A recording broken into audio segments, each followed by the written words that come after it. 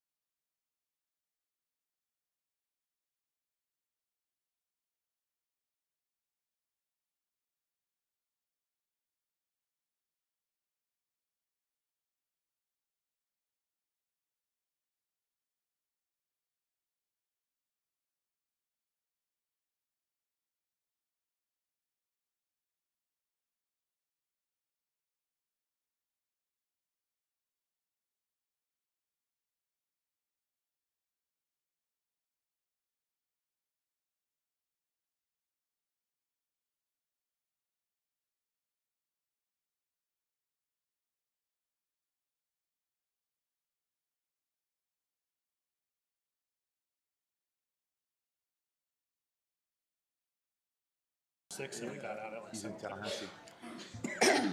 Good evening, everyone. He's watching. Good evening. Good evening. I'm going to allow 2 more seconds. That way we can bring the room down and we'll get the program started. I am Hector Gomez. I am the town manager for the town of Surfside. And welcome today to all of our candidates and our audience members, as well as everyone live, as we are live today. As the first one was so good that we had to just repeat live today. Sincerely, my true apologies to all of you.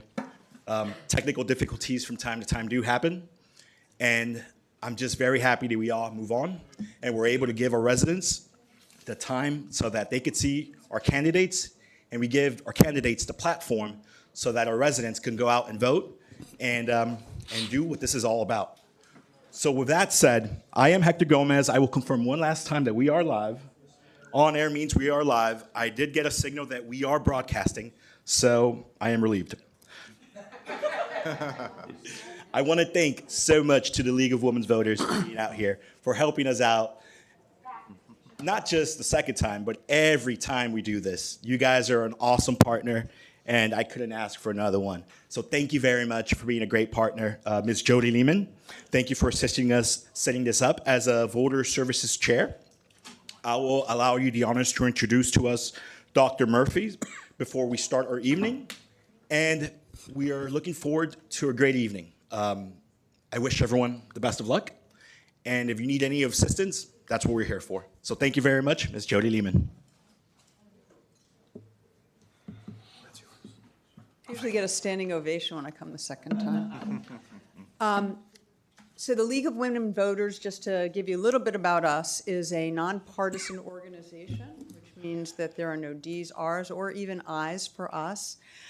We are 100 years old, and we are dedicated to educating voters, candidate forums, making sure people first register to vote, and if they want to, vote by mail, and then to get out the vote if they're going in person. So I urge everybody who can hear me to do that. And just one small note before I go into the rules, and that is the Florida legislature requires that people who want to vote by mail re-register every year. And so if you have not registered vote by mail in 2024 and you wish to do so for this election, now is your time, literally. With that, I'm going to go through the candidate forum rules. No substitutes or stand-ins for candidates. Permission to record, and I think we certainly have that. Agreement by the candidates, no portion will be used in political advertisements. That phones and other electronic communication equipment must be turned off and not used by any of the candidates. There will be 3 minutes per candidate for an opening statement and a closing statement, and 90 seconds to respond to questions. You'll go in alphabetical order.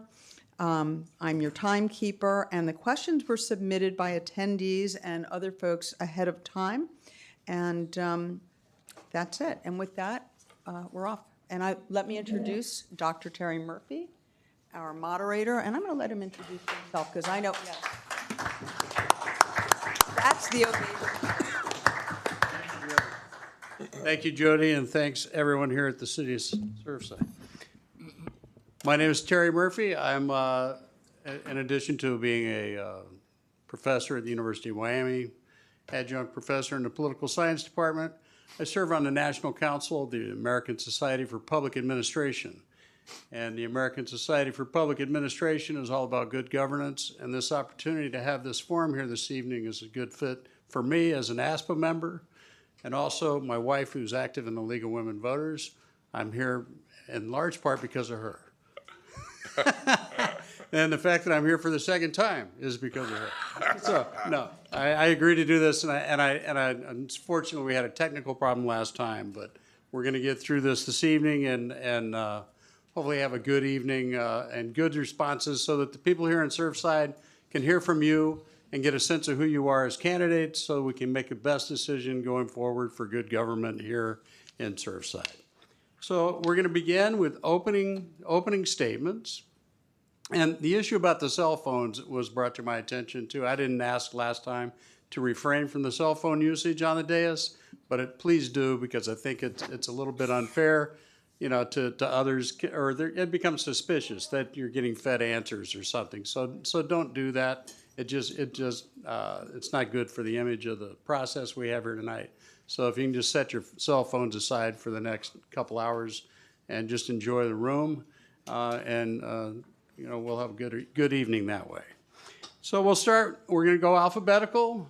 We begin with Mr. Bloomstein, and we'll work our way down the dais for opening statements, and then I'm going to sequentially rotate who goes first on the questions, alphabetically also, and then at the end of the evening, we'll start at the other end with Mr. Vildastegui to get it back to a reverse order. Vildastegui, I'm sorry, that's it. Okay. Getting closer. Yeah, we're going to get it. We're going to, that's the order of the evening, so we'll start out with 3 minutes, and Jody will be doing the timekeeping. And which cards do you have to elevate for the time reminders? We have yellow cards for 30 seconds left and red to stop. So keep an eye on her while you're making your statements, and let's keep it order so we get the time done. And then, like I said, we have up to 90 seconds on the responses to questions. If you're capable of answering the question quickly, feel free to do so. It gives us more time. We have lots of great questions from the citizens this round. Again, we have fresh questions, so we're happy to have the citizens engaged in this process as well. So with all of that, let's start with Mr. Bloomstein for opening statements. Good evening. Good evening. Welcome, everyone, and thank you to the League of Women Voters for hosting this important event, and to Dr. Murphy for moderating. My name is Gerald Bloomstein, and I am honored to be a candidate for the Surfside Commission. Having been a resident of Surfside for over 30 years, I am deeply invested in the well-being of our town. I share my life with my beautiful wife, Jacqueline, a dedicated second-grade teacher at Ruth K. Broad Bay Harbor K-8, where our son, Ruben, is currently in 5th grade. By day, I teach second-grade math at Miami Beach Feinberg Fisher K-8, and in the evenings, I teach immigrant adults conversational English. Some of you may recognize me from my prior role as Chief of Staff to Dr. Martin Karp, School Board Member for Miami-Dade County Public Schools. In that capacity, I was the point person for constituent services, addressing questions, concerns, and complaints related to our public schools. I also assisted in the management of a budget far in excess of that of Surfside.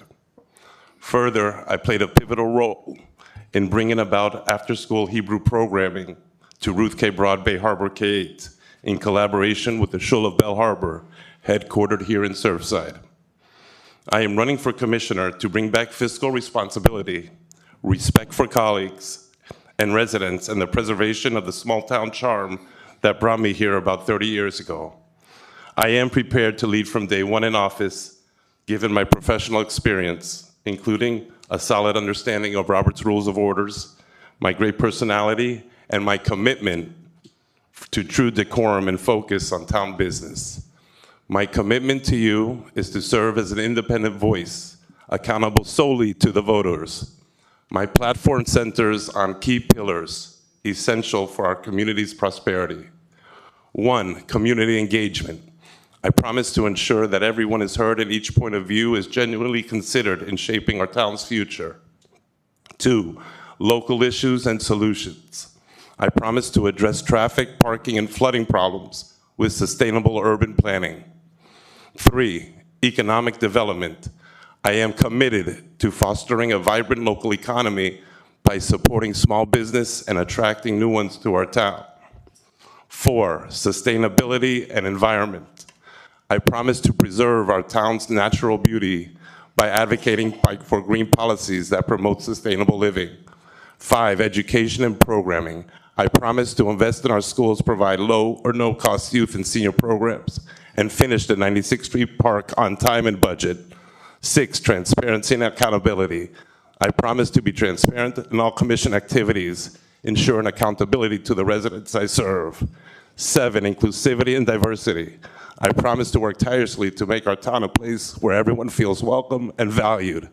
My long-term vision is for our town to thrive and grow while maintaining its charm and unique character. Your support is invaluable in realizing the vision for Surfside. Together, let's build a community that thrives and embodies the spirit of Surfside. Thank you. Okay. A little over the 3-minute measure, but we're okay. We'll move on now. Mr. Jared Brunabin, please. Good evening. I am Jared Burnabend. I want to thank Dr. Murphy, the League of Women Voters, the members of the community here tonight, and those watching from home. I have been a resident of South Florida since 2008 and a resident of Surfside since 2017. My family and I moved to Surfside because of the appeal of its small-town feel, yet in an urban environment, a highly rated public school system, proximity to the beach, and the retail amenities nearby. I live with my partner, Vianeshka, and my 14-year-old stepdaughter, Luna. During the outset of COVID, I began watching the commission meetings from the comforts of my couch. What I and many others witnessed was disturbing. As someone who spent several years in a non-elected government position in New York City during the Bloomberg administration as a project manager of the New York Economic Development Corporation, I couldn't imagine cities were mismanaged this way. A city commission has the responsibility to the citizens to work as a unit, have productive debates, discussions, but ultimately make decisions, move the town forward, and not hold grudges. I am a fresh face to Surfside politics, and I would like residents to know that I'm a practical person with a moral compass that seeks to offer my experience and skill sets to move the town forward. Many people think I am crazy to do this. I have zero political ambitions. I see this as an opportunity as serving the residents for the betterment of the entire community. I am experienced working with others that may or may not have the same opinion as me, and also comfortable working in leadership roles. While I have not served on any committee within the town of Surfside, I have had leadership roles or board positions in both for-profit and non-for-profit structures. I have served as a board member of 7 condominium association and 1 housing cooperative. I also served on the board of directors of a $1.5 billion real estate holding company that owned and managed over 800 early learning childcare centers. My experience in New York included working with local community boards, city councilmen and women, borough presidents, as well as city and state agencies. As the opposing ticket has brought to everyone's attention, I work professionally in the real estate industry and have done so for almost 25 years. Some of the skill sets I have developed include dissecting data, understanding market trends, financial analysis, and budgeting. To be perfectly clear, I do not own or make investments in Surfside except for our personal residence on Garland Avenue. No, I do not want Surfside to become Sunny Isles, and yes, I believe in responsible growth. I believe stormwater management is our largest challenge ahead as a community. For many of us, our largest asset is our home, which is at risk each hurricane season. On March 19th, if you are seeking a new voice who can work with others in a practical manner, compromise, and move forward, vote for me, Jared Burnabend. Thank you. Thank you, Mr. Brunabin. Now we'll hear from Ruben Cotto. Good evening. Dr. Murphy, thank you. Thank you, everybody, for coming. League of Women Voters.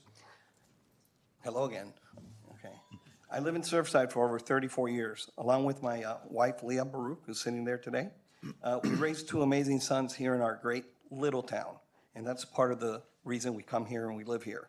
Over the years, I have served as a town commissioner, education committee liaison, on Parks and Recreation Committee, vice president of the Surfside Business Association in past years. Most recently on the Program for Public Information. When I served back in 2004, we got in the trenches and fought to protect our town from overdevelopment.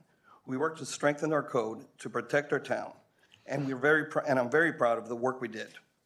We worked with our local schools and worked on developing kids, not properties for developers.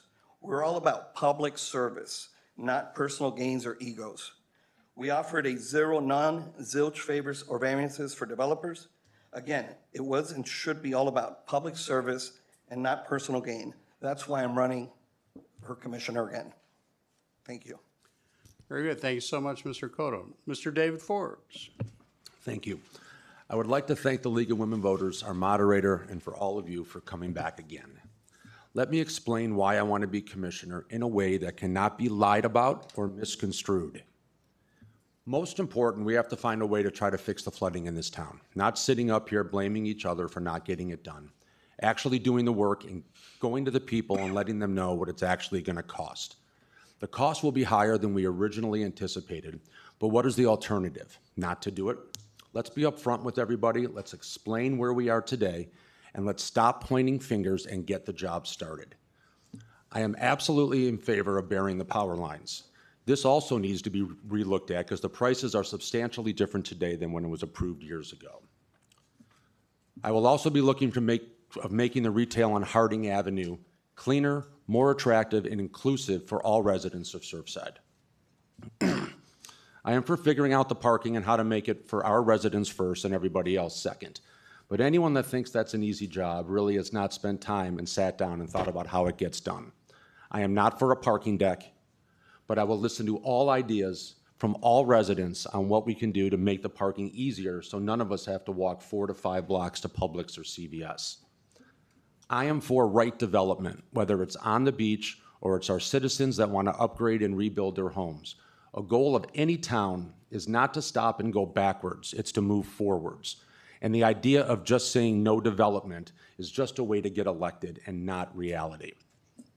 There are always minorities and majorities in any public office, and I promise you this, that whoever gets elected next month, I will sit up here and work with. I will not yell at them and scream at them or swear at them because I'm in the minority. I will sit and work with anybody who is up on this bench.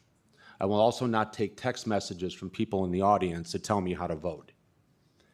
You need smart people up here. You need people that understand finances, how to get things done at the best prices, how to implement it, and sometimes even how to compromise for the good of the town. You need commissioners that understand what 2% of $300 million is. Even after 2 guesses, they still can't get it right. You need commissioners that have their own ideas and not somebody in the front row texting them ideas and telling them what to say. I promise you that I will work every day for the people of Surfside to get them what they want. But doing this does not mean going backwards at all. The definition of insanity is to do the same thing over and over again and expecting a different result. We have done that with a lot of candidates sitting on this bench. Their time has come and gone. They have tried and tried again and cannot get it done. You're going to hear tonight about how many times certain people have been elected up here. It's time to say no to them. It's time to move on and get fresh faces. My name is David Forbes, and I hope to get your vote. Thank you, Mr. Forbes. Now we'll hear from Mr. Fred Landsman. Good evening. Good evening. Thank you first and again to the League of Women Voters for sponsoring this forum. Thank you again, Dr. Murphy, for acting as our moderator. And thank you to our town staff for always taking the best care of Surfside.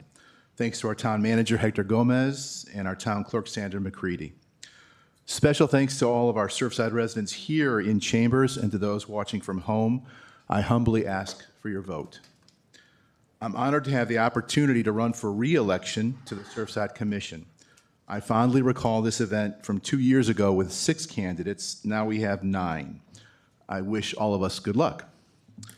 For those who may not know me, my name is Fred Landsman. I've been a Surfside resident for 14 years, born and raised in Chicago, Illinois, a Floridian for 24 years. I've been married to my wonderful wife, Courtney, for 20 years and have 2 daughters. Sydney is a freshman at the Parsons School of Design in New York, and Jenna is a junior at Mast at FIU. They make me very proud. I have a bachelor's degree from the University of Illinois and my MBA from Loyola Marymount University. My career has been mostly in corporate America, 10 plus years in technical sales, 4 years in the restaurant industry where I owned and operated a restaurant in Atlanta, Georgia. And for the past 25 years, I've been in corporate recruiting and recruiting leadership. Here in Surfside, I've served on the Downtown Vision Advisory Committee, was the vice chair of Planning and Zoning of the Planning and Zoning Board. 2 years ago, I was elected to serve on the Surfside Commission. It's been an honor to serve our town.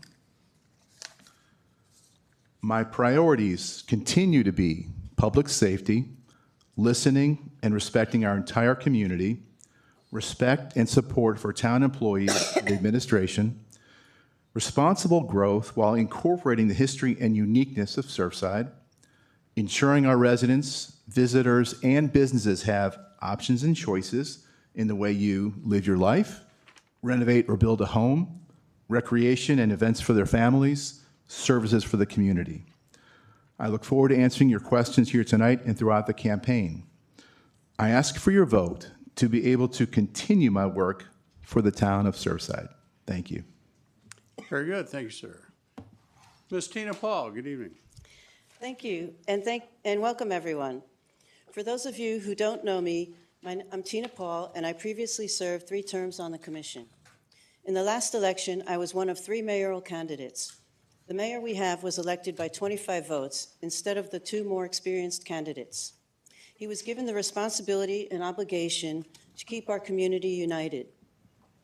In my previous 2-year term, I was the only candidate re-elected to serve with a new mayor and new commission at the start of the COVID pandemic.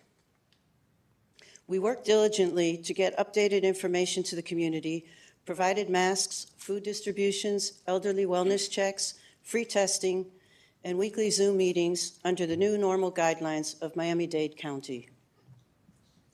Right when life was getting back to normal and businesses were recovering from the pandemic, our town suffered the 3rd deadliest structural failure in United States history, which resulted in 98 deaths and displaced 126 survivors. The world shared in our grief, and as a community, we stood strong together with kindness.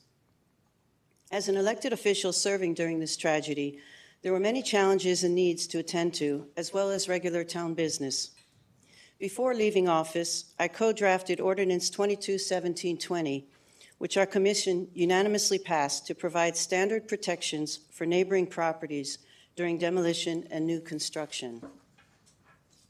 I attended the 1-year anniversary commemoration of our tragedy with a Champlain survivor, and also attended the first yahrzeit commemoration at Young Israel, where special guest speaker Rabbi Pesach Krohn gave an inspirational speech, Aches in Unity in Difficult Times. The rabbi pointed out, united and untied have the same letters. He said, if you are not united, then you become untied. I'm running for office because the current commission has untied our unity. We've seen residents escorted out of commission meetings by police officers, multiple sudden departures of loyal employees, misuse of public funds, misinterpretation of our zoning code to benefit developers, and we witnessed the ultimate betrayal of the Champlain victims and families. The word legacy has been used by the current commission as a way to denigrate residents who live in older houses or have lived in Surfside for decades. How we choose to define legacy is dependent on what we value most in life. An artist's legacy can influence the way in which a generation or its culture and style are defined. Legacy can be career accomplishments, financial success, or incredible talent. How you define legacy will determine how you spend your life. A legacy is about creating a positive future for the generations who will come after you. As our town continues to transform, it is up to us as a community to understand our Surfside heritage and choose the correct definition of legacy for the future of Surfside. Thank you. Thank you, Ms. Paul. Mr. Jeffrey Rose. Thank you all for joining, some for a second time. My name is Jeff Rose. I've served as the Vice Mayor of Surfside for the past 2 years. I want to start off tonight with explaining to residents why I serve as a commissioner and why I've chosen to run again. I'm here because I've been a resident for 10 years and I plan to stay. This is where my wife and I are raising our 5- and 7-year-old boys, and I want Surfside to be the very best that it can be. I moved here because I saw the charm that Surfside had. I want Surfside to maintain that charm while being realistic that Surfside must keep up with the times. If you follow meetings closely, you will know that for years prior to me becoming a commissioner, I attended almost every meeting to educate myself and be involved. I did not do so only during campaign season. Also, I've always attended many town events with my family, not just during campaign season. My consistent involvement, my relationships with many different types of residents, and my ability to respectfully communicate with residents, regardless of their views, is how I have become so connected to our community. I'm not here to get my name in the newspaper. I'm not here for bigger political aspirations. I'm not here to grow my business. I promise that my business has not grown in my last 2 years as vice mayor. I'm here because I care about Surfside. I'm not here to make empty campaign promises. Things like fixing our flooding, doing a major underground project, and other hot ticket issues are not going to happen overnight. However, we must push those important items forward. Anyone that claims they're going to fix those problems overnight, especially those that have had an opportunity up here in the past, is not being honest. Over the last 2 years, I put forward and supported some very important initiatives. You can see the full list on my website, votechefrose.com, so that you can see how effective I've been and how I continue to be effective in my role as a commissioner.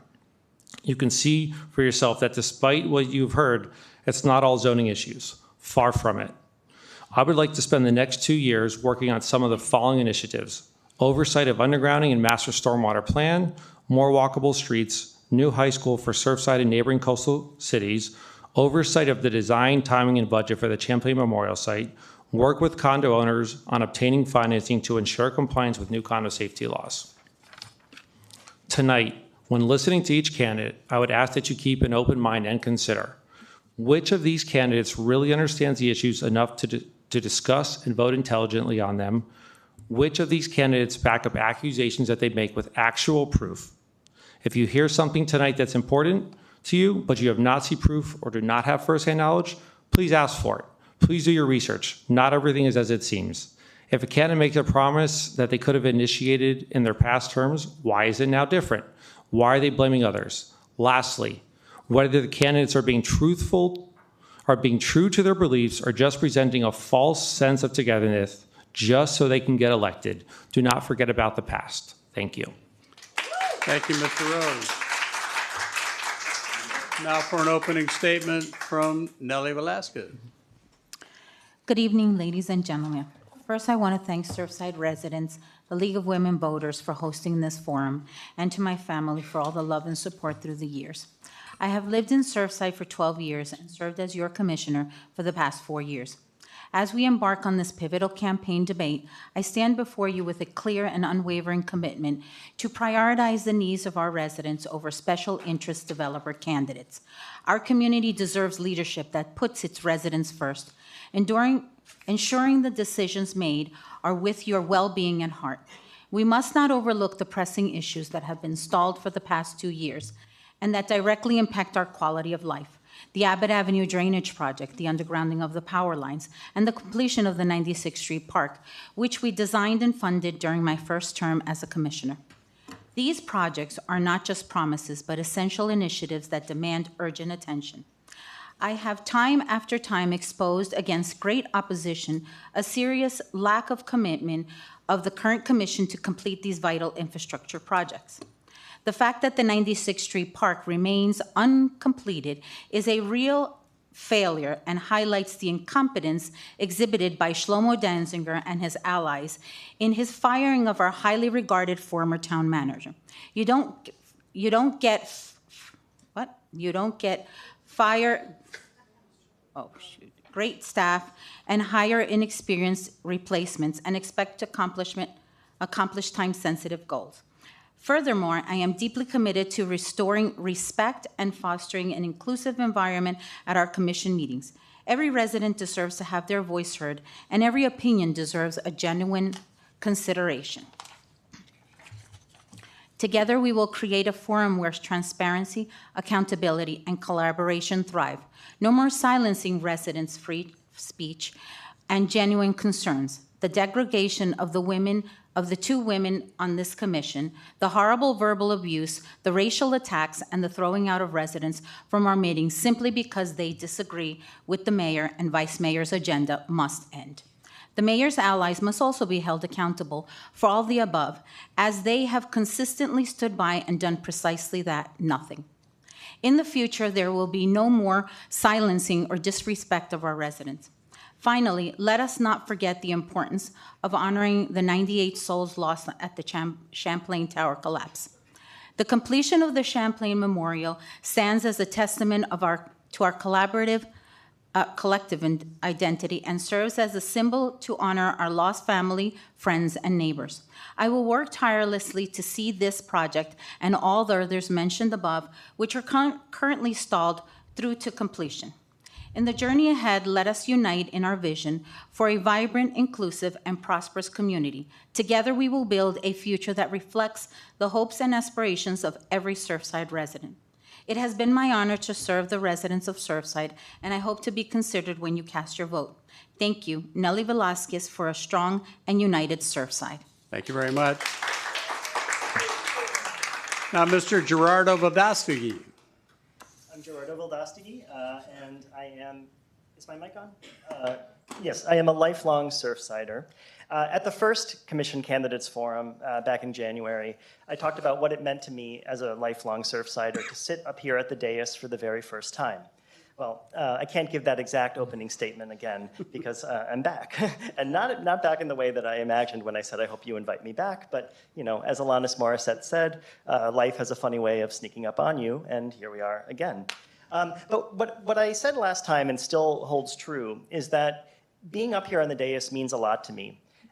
Whatever time I have up here is my opportunity to try to do the very thing that my campaign is all about, which is trying to convince you that politics in Surfside can be something better than they have been.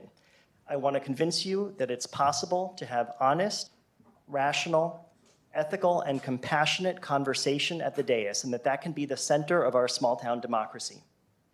I don't want to talk about the dais too much, though. I want to shift my focus in this second opening statement to another piece of furniture in this room, and that's the podium over there where Dr. Murphy stands. I'm not entirely sure about this. I welcome correction if I'm wrong, but I believe that of the candidates up here, I may have spent the most time at that podium as a speaker. If not, I'm a close second. And I want to talk about that piece of furniture rather than this one, because my campaign is premised on the idea that there is an intimate connection between those two places, and that small-town democracy depends on what happens here and there. And of course, by the podium, I mean the community at large and all the conversation that we have with you, the public. It's 4 weeks later since the last Candidates Forum, and in those 4 weeks, you can get a sense of my vision of democracy from the campaign that I've been running. There are about 100 of my yellow yard signs around town that say, "Keep Surfside Special." To my knowledge, not a single one of those 100 yard signs is at a house that is owned by a developer shell corporation. Every single one of them is in a house where the occupant has put the sign there because they support me, not because their landlord asked them to do it. The yard signs are just a superficial symbol. Dig deeper. If you go to the Surfside website and look at my financial reports, every single donation that funds my campaign either comes from a Surfsider or a personal friend, some of whom have known me since childhood and believe in me. I am not being supported by the one Surfside PAC, whose shadowy $20,000 have polluted our politics, and we have no idea where that money comes from. If anyone knocks on your door asking you to vote for me, it's likely me, sunburned and thirsty. I have no paid workers knocking on doors or distributing my materials. I'm doing it myself because that's what democracy means. I also want to say that vision of democracy should shape how you think about this debate. The answers that we give to you tonight, at least in my view, are not a platform that I'm going to implement hell or high water.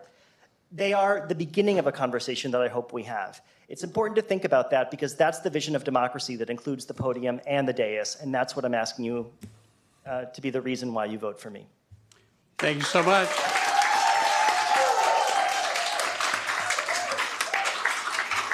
Okay, we're going to start the questions with a softball question, but it's actually a pickleball question. I have a question from two different residents with different views on pickleball here. I'm going to read the very first one. It's somewhat of an essay, so pay attention to the question. I don't want to repeat it again. And then I'll read the second one. It starts out saying, what is the urgency to build a new pickleball center when Surfside has a beautiful oceanfront, centrally located community center that could better serve the community by building a second story? Right now, there is one small room that is used for most programs. The senior art class is bursting with the tight space, and the monthly senior lunch meeting could also be better served with more space. There needs to be more programming for seniors, and additional meeting spaces are needed to expand the community programming. The ocean view that a second story would provide would also attract business by adding a banquet room that could be rented out for weddings and events, providing revenue for the town.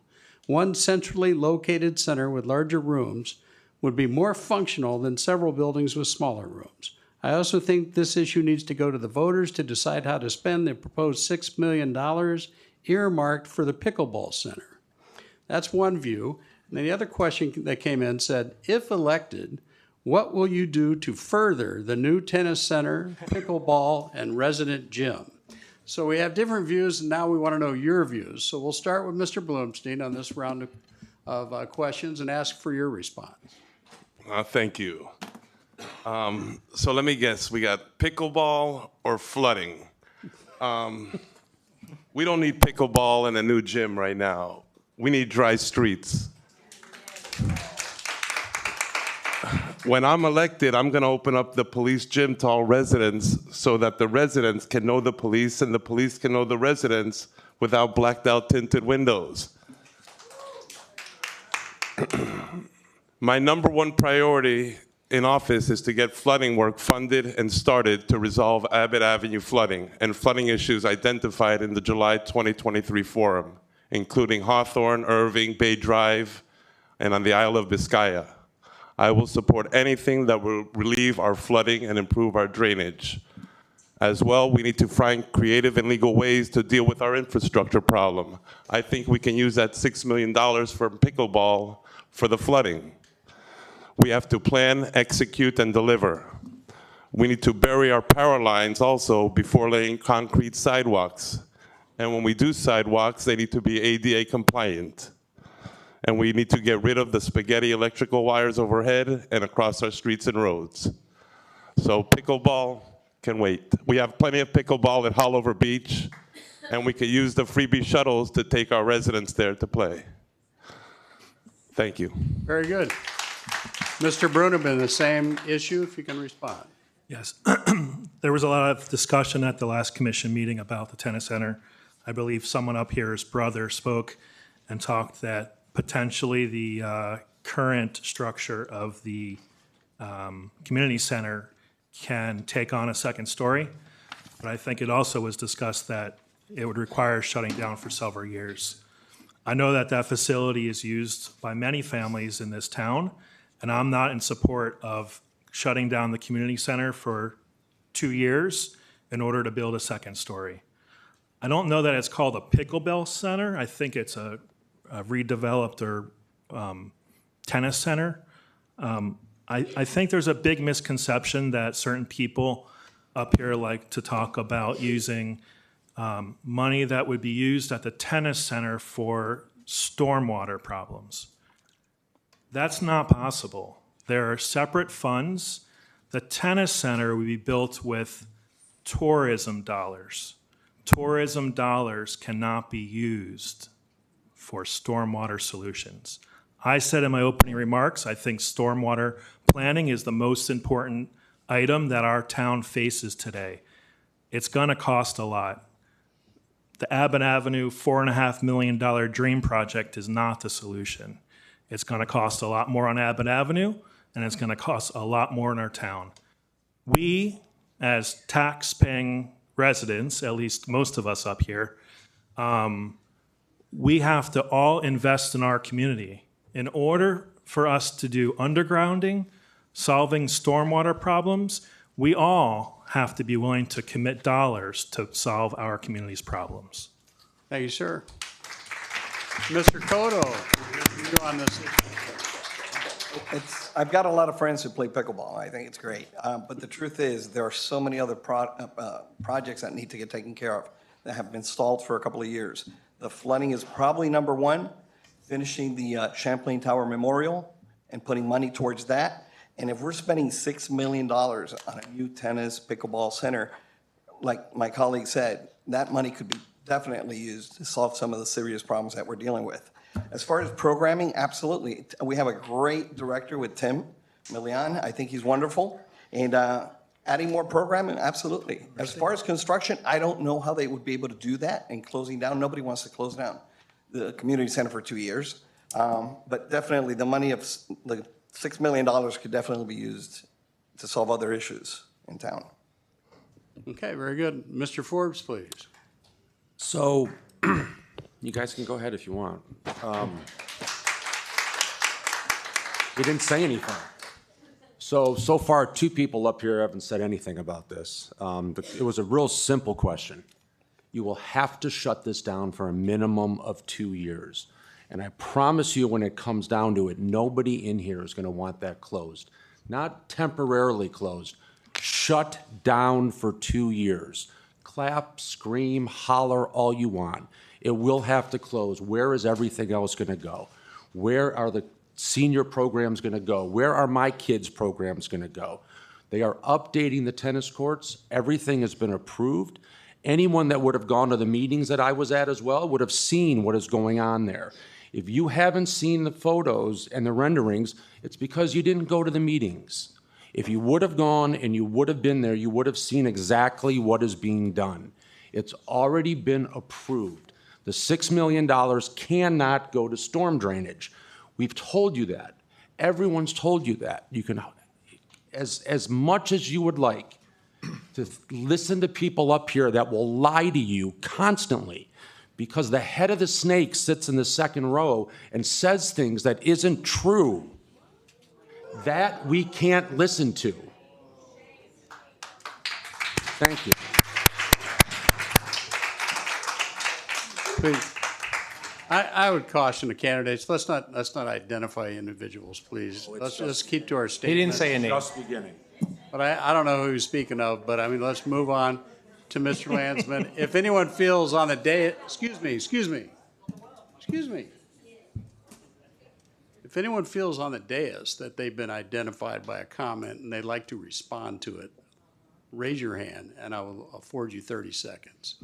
Mr. Landsman, let's move forward. Thank you. On this pickleball issue. I've played pickleball once. It's interesting. Not sure I want to do it again, but we'll see. I'm more of a tennis player. One of the things I'll say is, as a sitting member of the commission, you can do more than one thing at a time.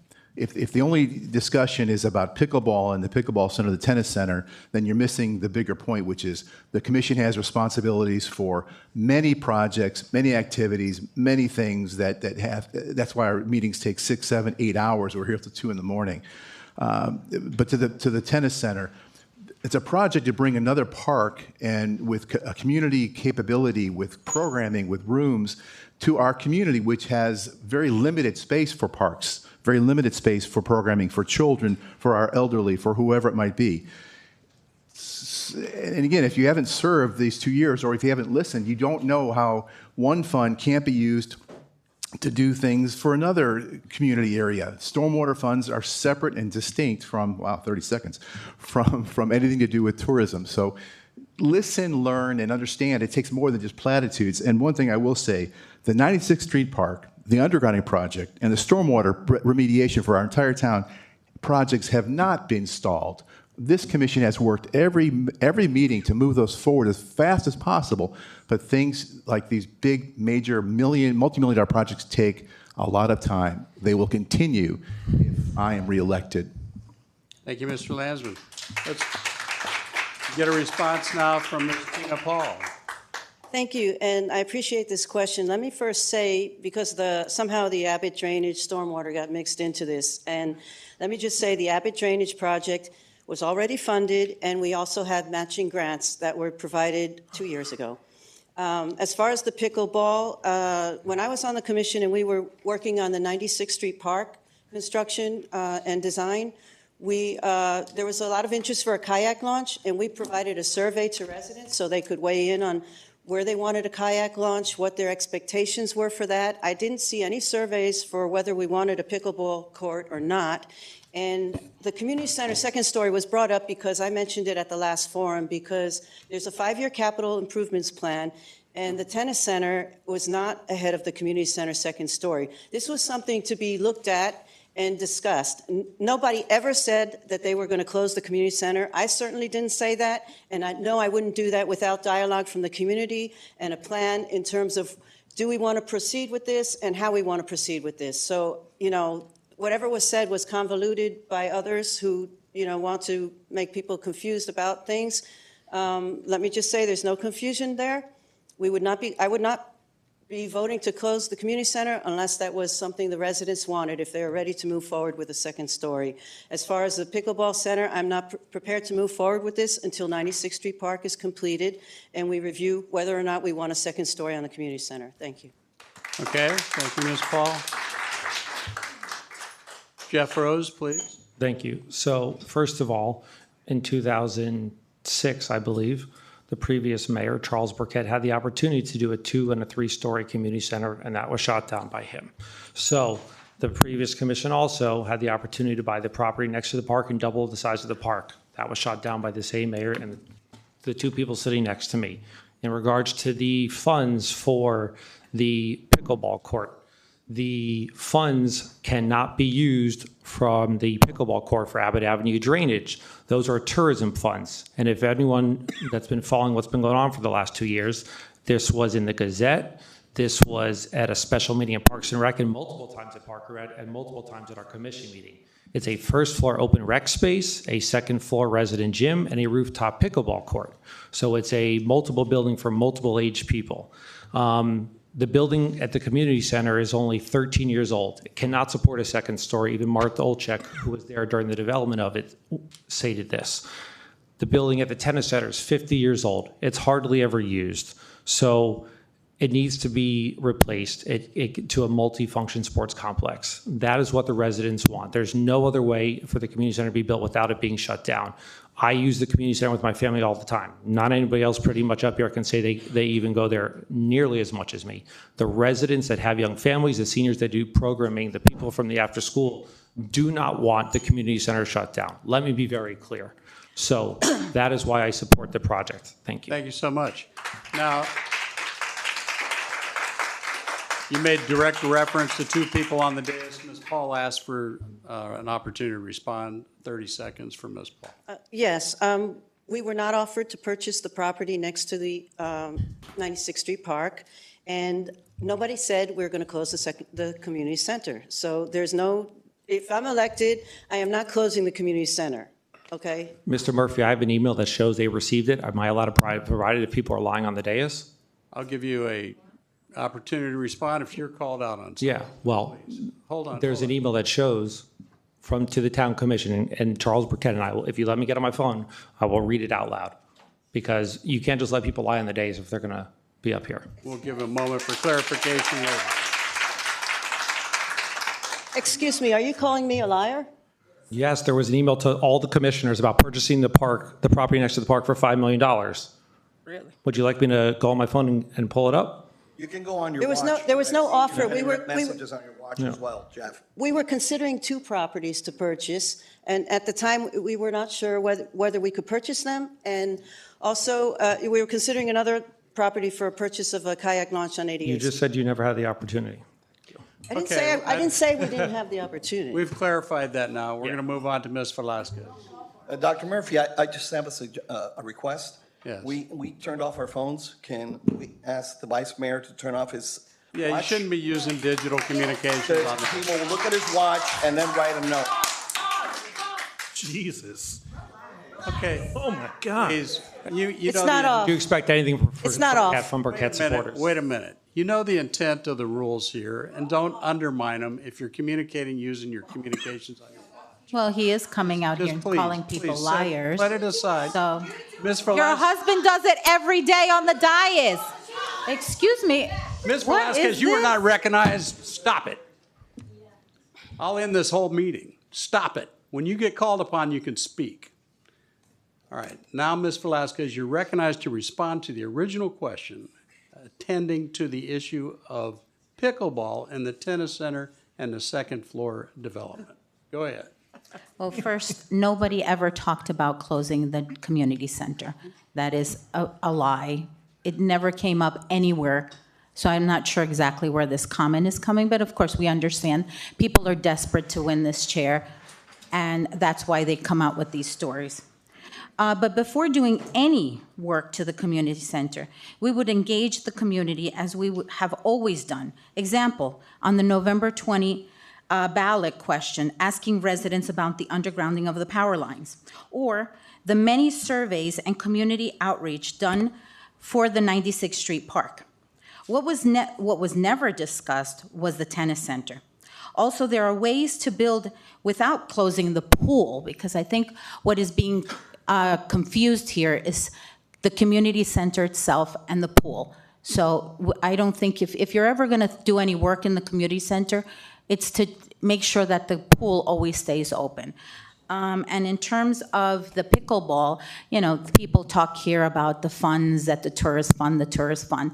But if there's not enough money in that tourist fund to finish that project, the monies will be coming from the general fund, which is where we would be taking the money to, the general fund reserve, that where the money would be coming to fix the Abbott Avenue drainage project and any stormwater projects in our town. So that's another false statement, because not all the money is in the tourist fund. People may want you to think that there's plenty of money in there, but there is not enough to build that tennis center. Thank you. Mr. Gerardo Vildastigui, I'm sorry. All right, this question got complicated. I want to try to make 2 points in response to it. And while I do think flooding is a very important issue, I'm going to, for the first part, just talk about recreational facilities, and then we'll talk a little bit about tourist tax. The first point, and I think this is what animated the first question, is that in this discussion of the pickleball center versus the community center, we've never had a side-by-side cost-benefit analysis of what the two projects would entail. This whole statistic about closing the community center for 2 years came out of nowhere. We have no discussion of would the pool have to be closed, would the beach care service continue? There's been no study of that. That sort of dropped out of the sky, and at the last meeting, people were saying, at the last commission meeting, please don't close the community center. There was no data to support this. We need to do that side-by-side comparison. That's all I would say. The pickleball project came out of nowhere too. I realize that Vice Mayor Rose really supports it, but we need to just do the math and see where we get our money's worth. That's all. About the tourist tax, I want to say this. I think there is more opportunity for using that money for other projects. We're not so locked in. Part of the constraint comes from our own town code, from section 69 and 70, and we have the power to change that. The other part comes from Florida statutes, and today I looked at the Florida statute that governs the tourist tax, and it makes all sorts of exceptions for public facilities. You can build things like car racetracks, and the reason why you can do that is because specific municipalities asked for a carve-out. We can ask our lobbyists in Tallahassee to try to change the law too if we have enough money. There's other possibilities there we haven't explored. So in that sense, maybe we could do something more with the money that deals with flooding and other problems. Very good. Mr. Rose, you're asking to respond to whether you support the tennis center or not? Well, yes or it's no? called a sports complex. Okay, do you support that? Absolutely. Okay, then there's That was no all my question. response. That's what he said. All right, now we're going to go to the next question, which will actually have to do with stormwater. We're going to begin with Mr. Brunabend. It says, please speak to the funding allocated for the current stormwater projects and your ideas for funding future stormwater needs in this community. So, we have a stormwater problem. I don't think anyone up here will say that we don't. What this community needs to be willing to do is to all reach into our pockets and invest in our community. The $4.5 million that was set aside to do the Abbott Avenue project is not enough money. It came in more than double. There is not money to do that. We will need to rewrite a referendum to get approval to borrow money. I want everyone to understand when we borrow money, that means we pay it back in taxes over a 30-year period with interest. This is not free money. This is an example of why our water bills are higher, because we are borrowing money for water improvements that prior commissions had not been keeping up with, and we are running at a deficit. We are not a socialist town. We need to pay for our costs. Everyone, all taxpayers need to invest in their community, and if we're not willing to invest in our community, then we can't get these projects done. So I would encourage everyone to be prepared for a new ballot item, a new referendum to borrow money to fix our stormwater issues. And we're going to have to borrow more money to do the undergrounding. So I like that a lot of people talk about this and that, but the reality is we have to be willing to invest in our community. Thank you, Mr. Brunabend. Mr. Cotto, on the issue of stormwater and funding. Well, part of the problem, I think, sure, it came in higher than the expected cost, but this was approved over 2 years ago. If we wait another 2 years, it's probably going to double again. So part of the problem is the delays that have happened. So this is a stalled project, in my opinion.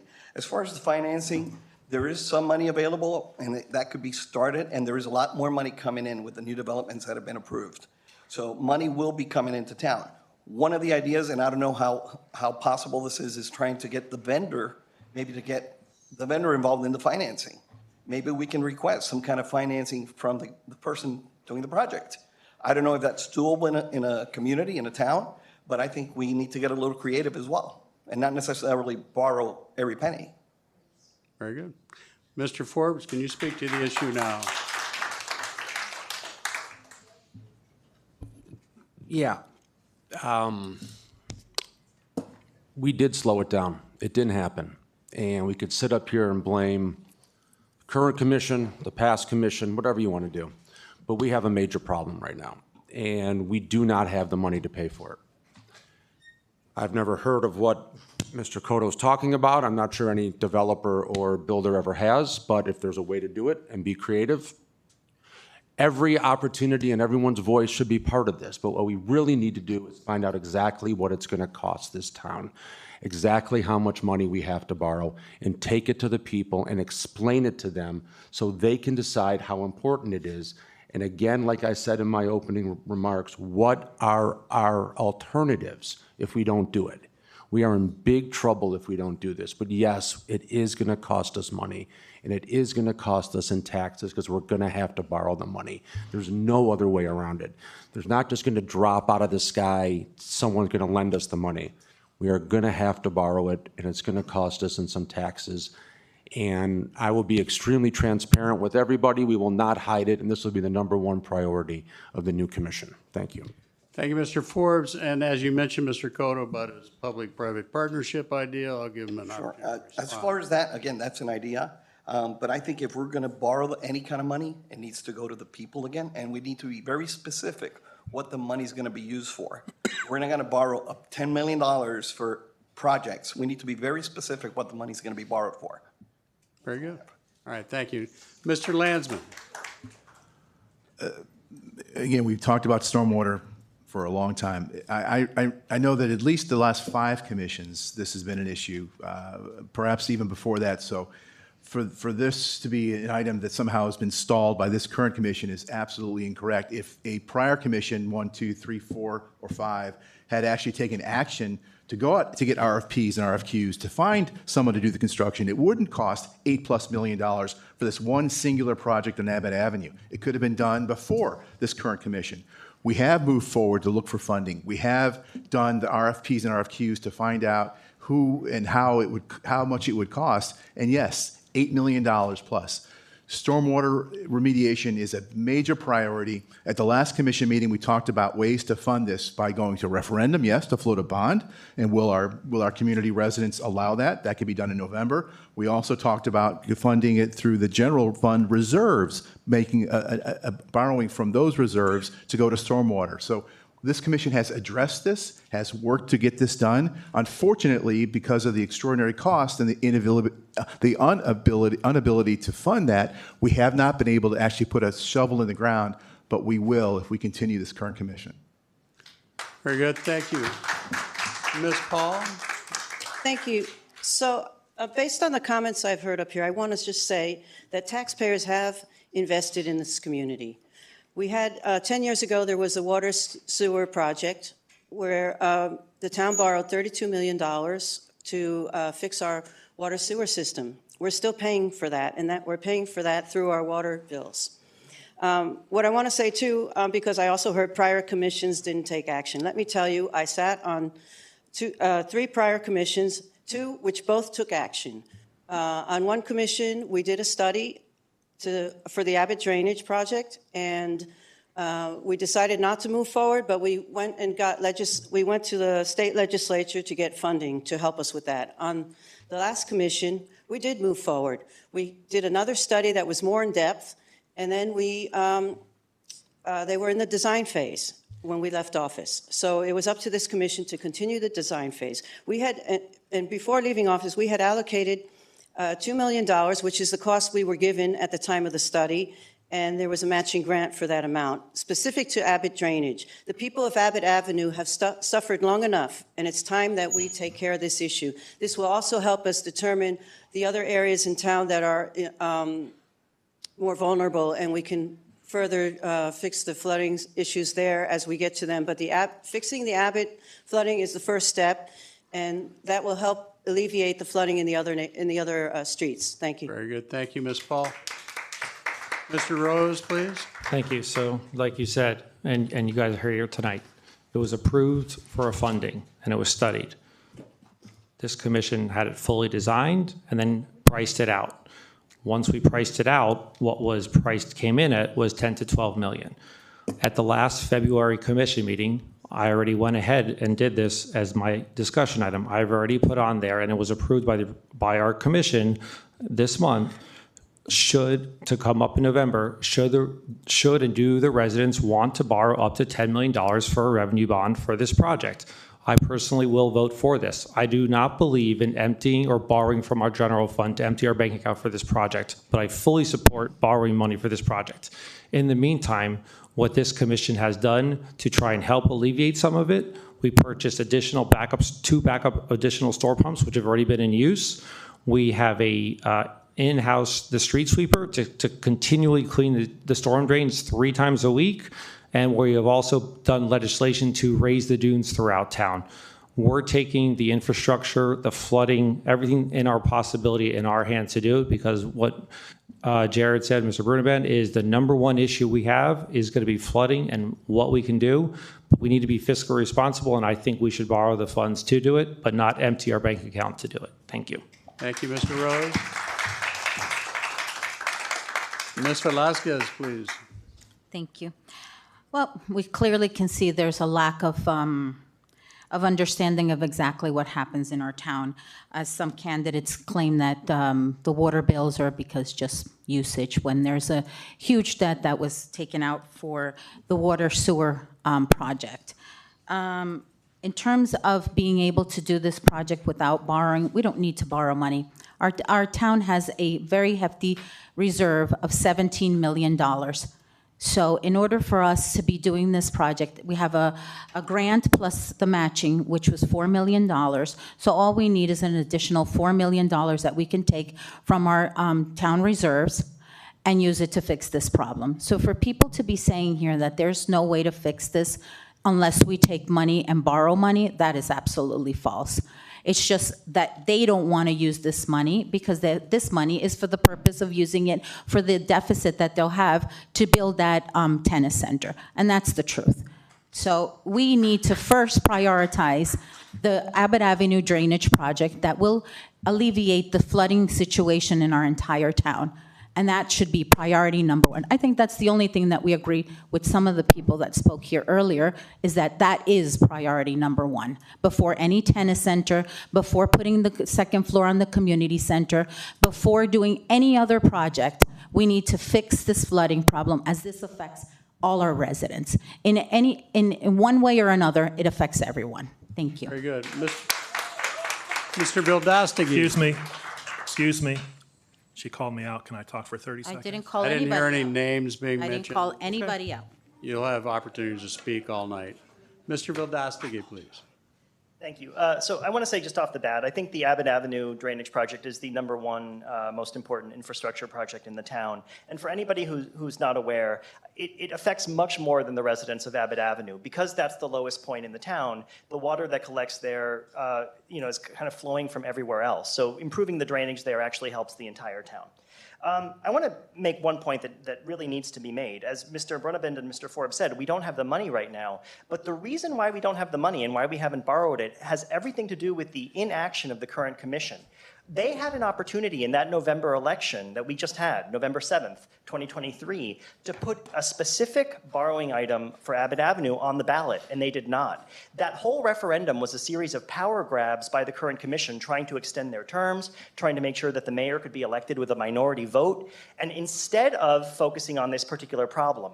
The borrowing question we had on that referendum was for a blank check for borrowing, and it did not mention Abbott Avenue. So we could have had the money now, and we could have started. I also think there are some other avenues we should explore, though. One of them, Part of the flooding seems to come from the Florida Department of Transportation. Every time they resurface A1A, that gets a little bit higher and more water flows down to Abbott. We should demand that they pay for part of our drainage project. The tourist tax is a significant untapped resource, and as I mentioned in my earlier answer, I do think we have some ability to play with the definition of public facilities and also to get our lobbyists and our lawyers trying to free up some of that tourist tax money. Right now, okay, well I'll leave it there. Very good, thank you.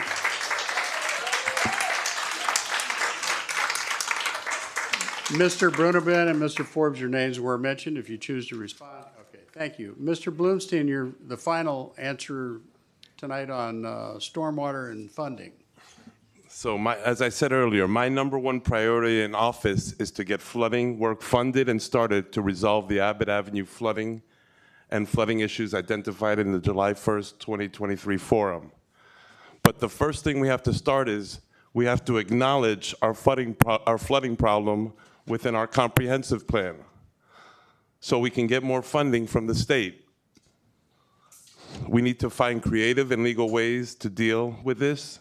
And like I said, flooding is my number one priority, and we need to have plan, execute, and deliver. And I think by having that in our comprehensive plan, that we acknowledge that we have a flooding issue, we can have our lobbyists lobby for more funding from the state to alleviate that. Thank you so much. Very good. Okay, one of your residents at least thinks there's other issues. So we have parking, and I'll start with Mr. Cotto on this question. I'm going to read it in its entirety. It's a little bit of an essay, but I think it gives you the flavor of what they're looking for. Surfside has become a traffic nightmare during this past few years. The right lane on both Collins and Harding is a stopping lane for delivery trucks. No matter the time or day, you can count on not being able to drive on that lane. Sometimes is the usual delivery trucks, sometimes is moving trucks, sometimes just regular people double parking. South of the business district, it looks like everyone is too lazy to go up a driveway. In the business district, people know that they can double park while they go into the bank or anywhere. For the past 1 year, going up and down those lanes every day, at least twice, I have never encountered that lane free all the way from 88 to 96.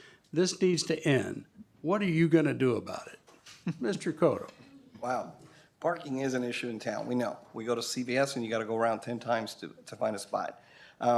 As far as the double parking, I think we need to get the police to enforce and ticket the double parkers to begin with. That would eliminate a lot of that. It would keep the traffic flowing. One idea I've always thought about is surface parking, because I don't believe we need a parking garage. And if we were to ever need a parking garage, it has to go to the people and the residents. It's their decision, it's their town. It's not our town up here. So we would have to take that to a referendum.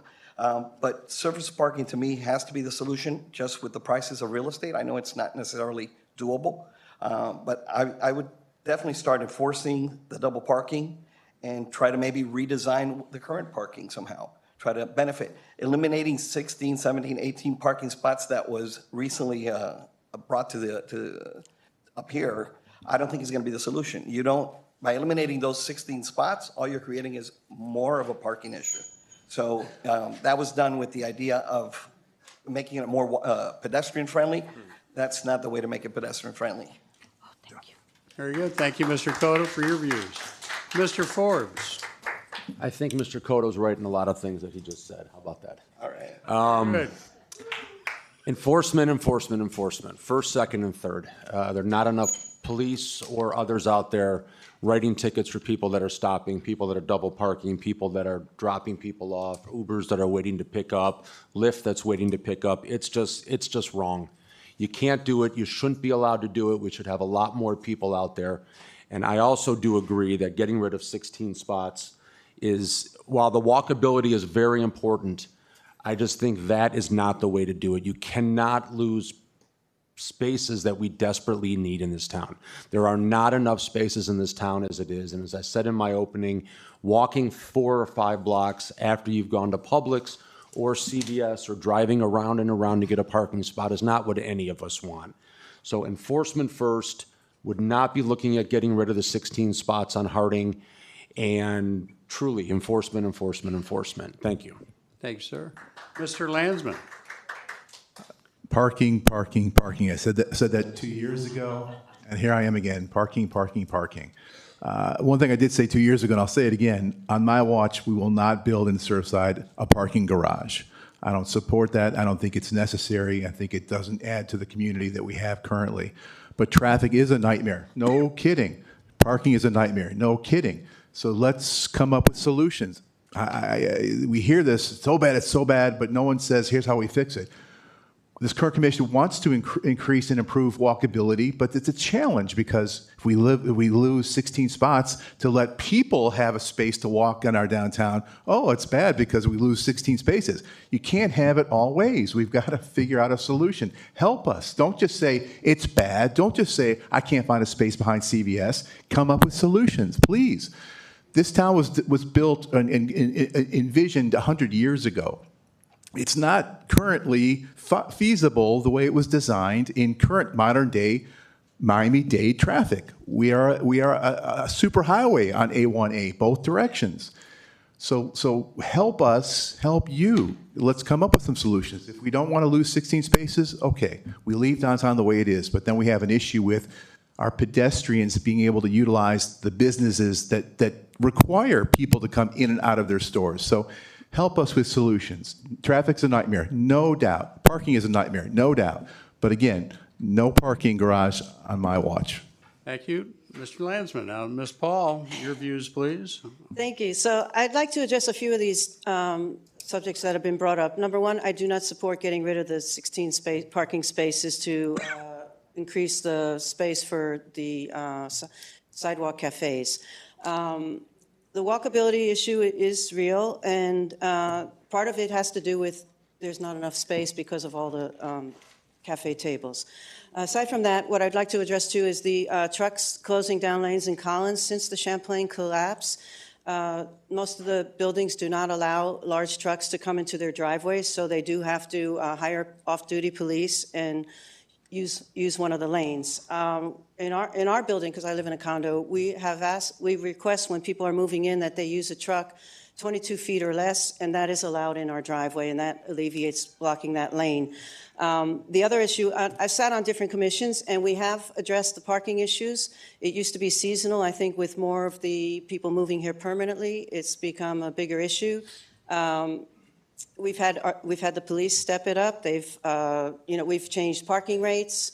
I think what we need to do is find a way to have a variable parking rate so that people that are not patronizing our businesses and are not residents pay a higher rate to park in our lots. And we need the enforcement of the police, especially with the double parking. Cars are allowed to drop off on Harding Avenue. They are allowed to double park to drop off, but they're not allowed to double park to shop. And we need to enforce that. Thank you. Thank you, Ms. Paul. Mr. Rose. So I'm going to tell you what this commission has done. We've raised parking rates as much as we can. So basically, we set it as high as possible to pay per hour. After that, if you were to set it any higher, it'd be cheaper just to get a parking ticket if you were maxed out. What we've also done is we put in front of CVS and Starbucks the resident-only sticker parking. We've also hired community service aides, which can be used for tourism funds, who have been giving out tickets for downtown. But I'm taking a little bit of a different angle here, because I've spoken with many police chiefs about this, and our former one, Chief Euro. And one of the things that he said is the number one problem we have from him was double parking, not the parking issue. Parking issue is a problem, so is double parking. It's a double-edged sword. I've never hidden. I fully support removing all parking spaces downtown, expanding the eating experience, more cafe, but there's a catch. We have to be willing to walk. We have to be willing to bike. We have to be use electric scooters, golf carts, whatever it is, drop off. We have to make that commitment. If we want this to be a more walkable, friendly town to not have the parking problem, that is up to us residents, because you're going to have patrons coming and you're going to have residents. And we put in the resident parking, and the residents are the one that we care about most. But I think we need to walk more downtown and use other means of transportation. Thank you. Very good. Thank you, Mr. Rose. Ms. Velasquez. Well, I think that first we need to engage our police to properly have people not double park. Last week, there was a police officer on Harding Avenue, and he would just put the siren on, the car would move 2 steps, and he would put the siren on again, the car would move another 2 steps. It was a total disrespect by this car to our police officer, and our police officer never got out and actually went and gave a ticket to this car. I think there needs to be more enforcement. There needs to be sending out the right message that we will not be tolerating you double parking on our street and disrespecting our police. That's unacceptable. I think that, I don't know where we've raised parking fees, but that definitely needs to be raised. I believe our parking fees are still lower than even the Bal Harbor Mall, so that causes people to come over to our parking lot because it is cheaper to park here than it is to park across the street. So I think that we need to match their parking fee rates so that this way there is something equivalent and people are not deciding to come and park on our side. Another thing, I think that we, during my first term in commission, we gave our residents free parking in our parking lots, so that's not an issue for our residents.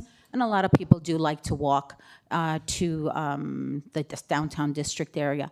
In terms of eliminating 16 parking spaces, I honestly do not support that. I think there's other ways to widen our sidewalks without having to take parking spaces. Thank you. Very good, thank you. Mr. Vildastegui. So I'm a little confused. The original question seemed to me to be mainly about A1A traffic, and then the conversation kind of grew into how do you feel about the parking garage. I'll say for the record, I also oppose building a parking garage and eliminating the spaces on Harding. But the question really was about double parking on Harding and other obstacles to traffic flow on that street. So I'm going to limit my answer to that. I think this is a good opportunity to toss out some interesting ideas.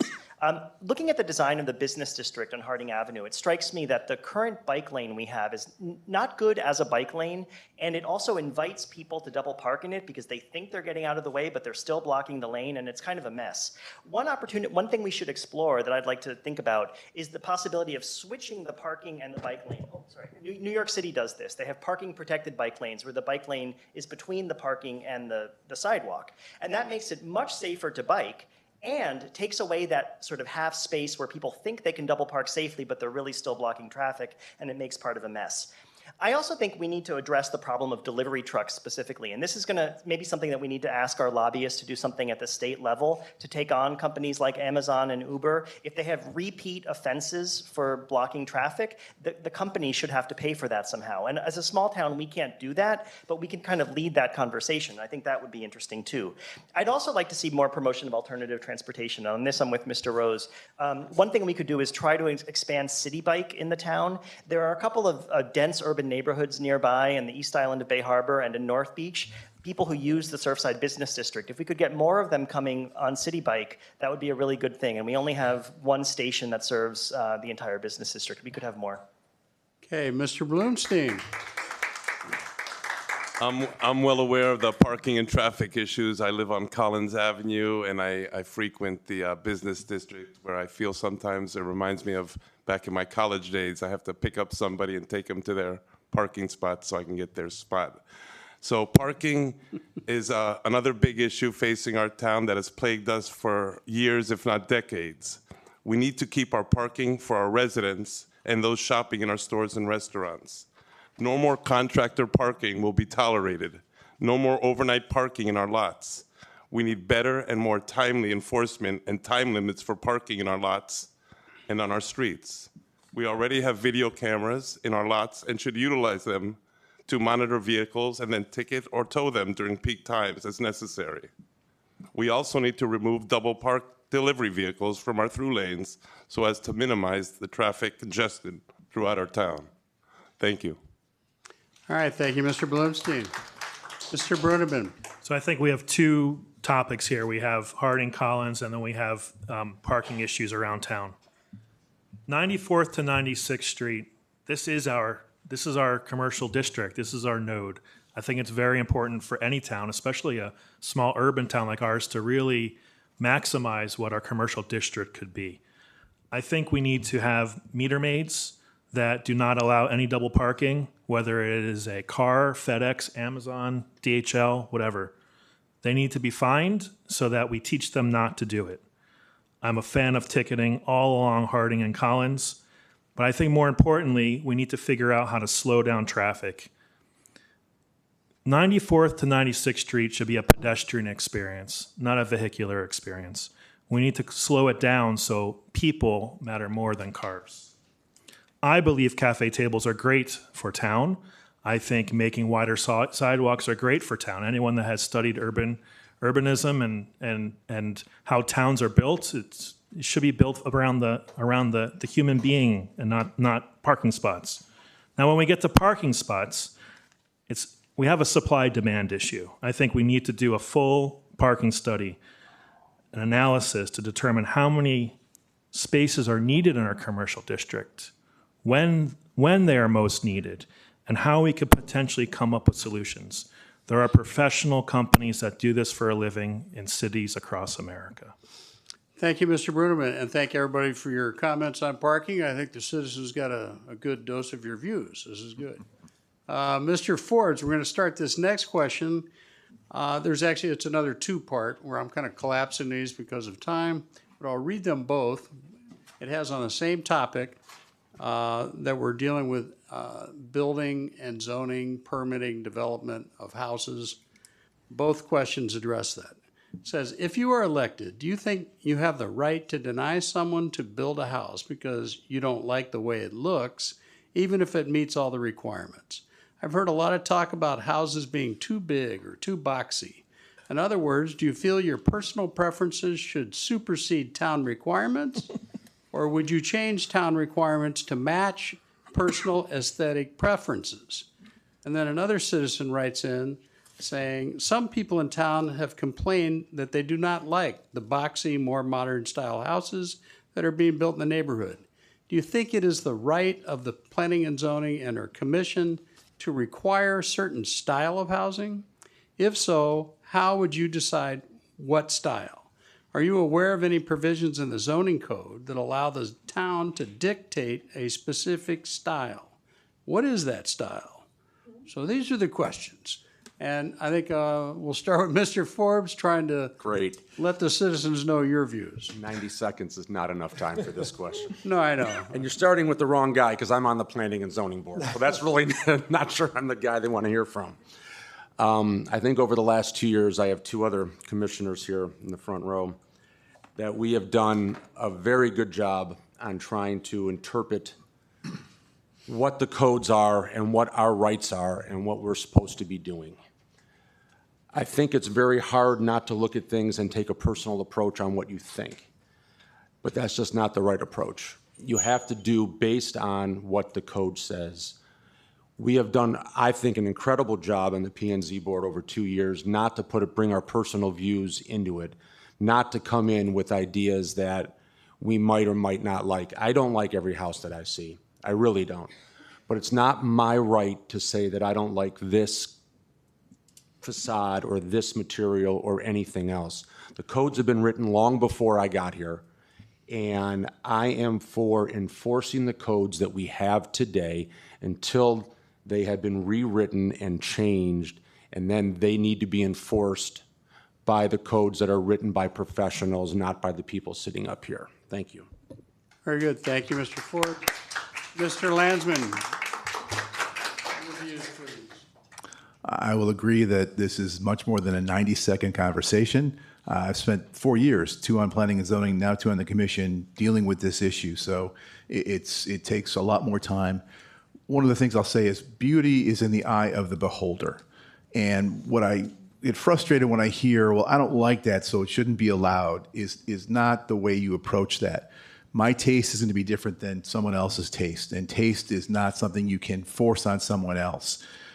There's also discussion at P&Z about these discussions are not about popularity. It's not, do you like it? Is it popular? And you have to look at code, zoning, our design review guidelines, which are being updated as we speak. It's not complete yet, but those are the tools that the Planning and Zoning Board can utilize to make sure that a new house, a renovation of a house fits within our community. But this is a big discussion. Yes, in the last 5, 6, 8 years, we've had bigger houses built, But this is code that's existed well before our current commission, 30 feet from the crown of the road, the same setbacks. We have not changed anything to allow anything larger for our homes that are being built or renovated.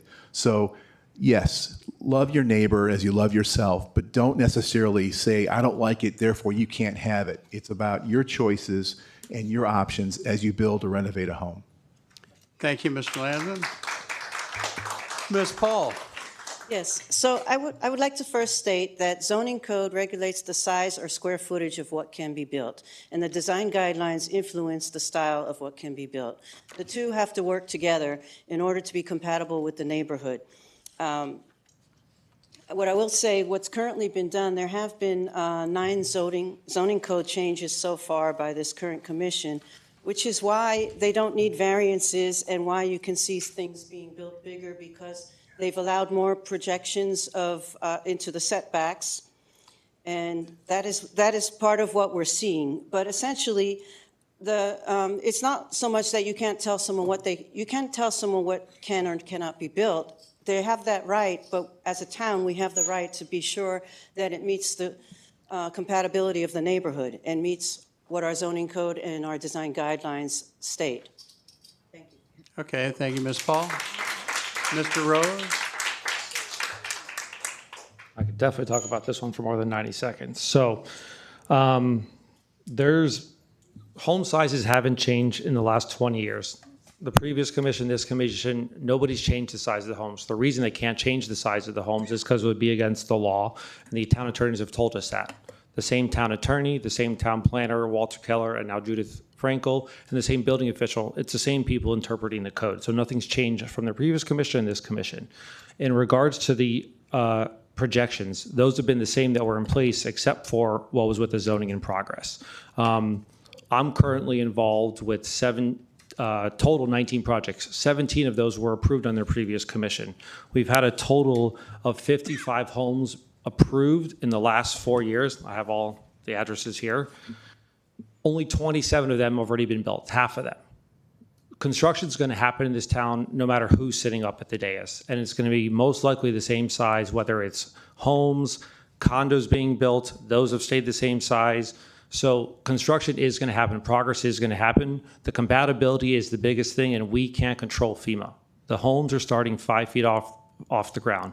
Whether we have a home that's modern or Mediterranean, we don't want to just eliminate one of the styles because every home would look exactly the same. And that's not what makes Surfside special. It's the unique character of homes. But we can't control FEMA, and we can't control the fact that they're sitting 5 to 6 feet off the ground. What we have done is create an understory, which gives more light and air to your neighbor. But that's it. Thank you, Mr. Rose. Ms. Velasquez?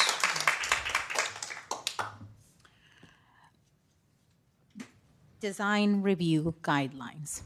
That is what we need to work on, because the excuse cannot always be, if it meets zoning, you must approve. And that's what we hear a lot at these P&Z meetings.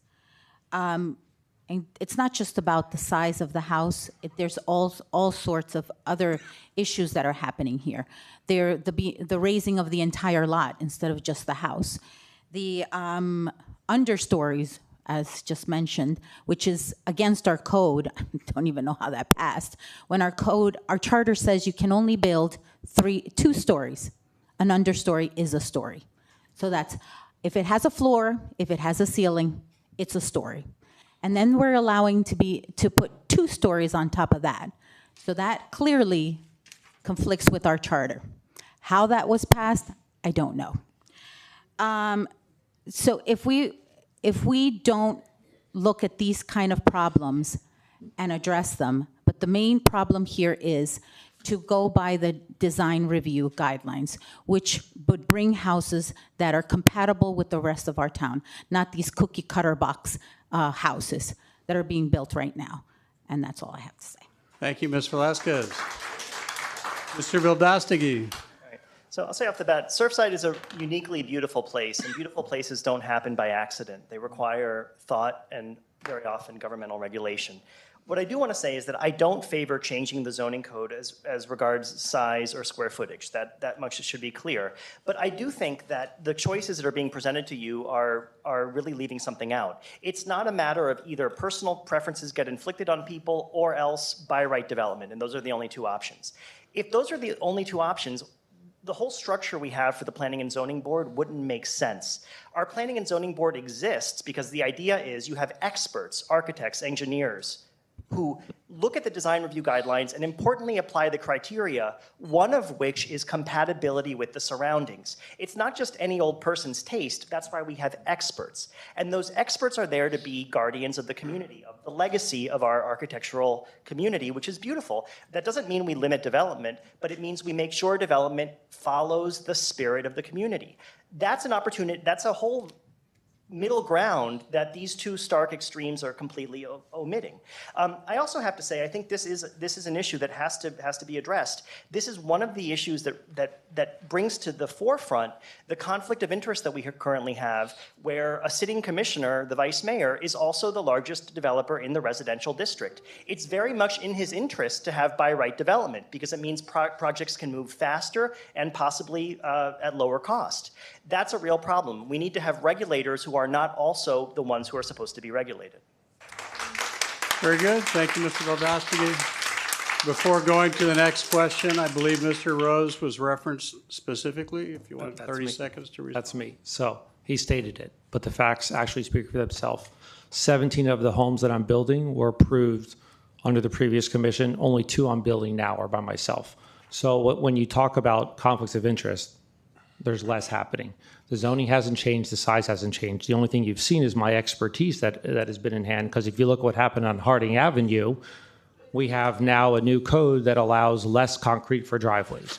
So constantly, my expertise in this is being referenced as I've spoken with many of the sitting people up here about questions in zoning. Thank you very much.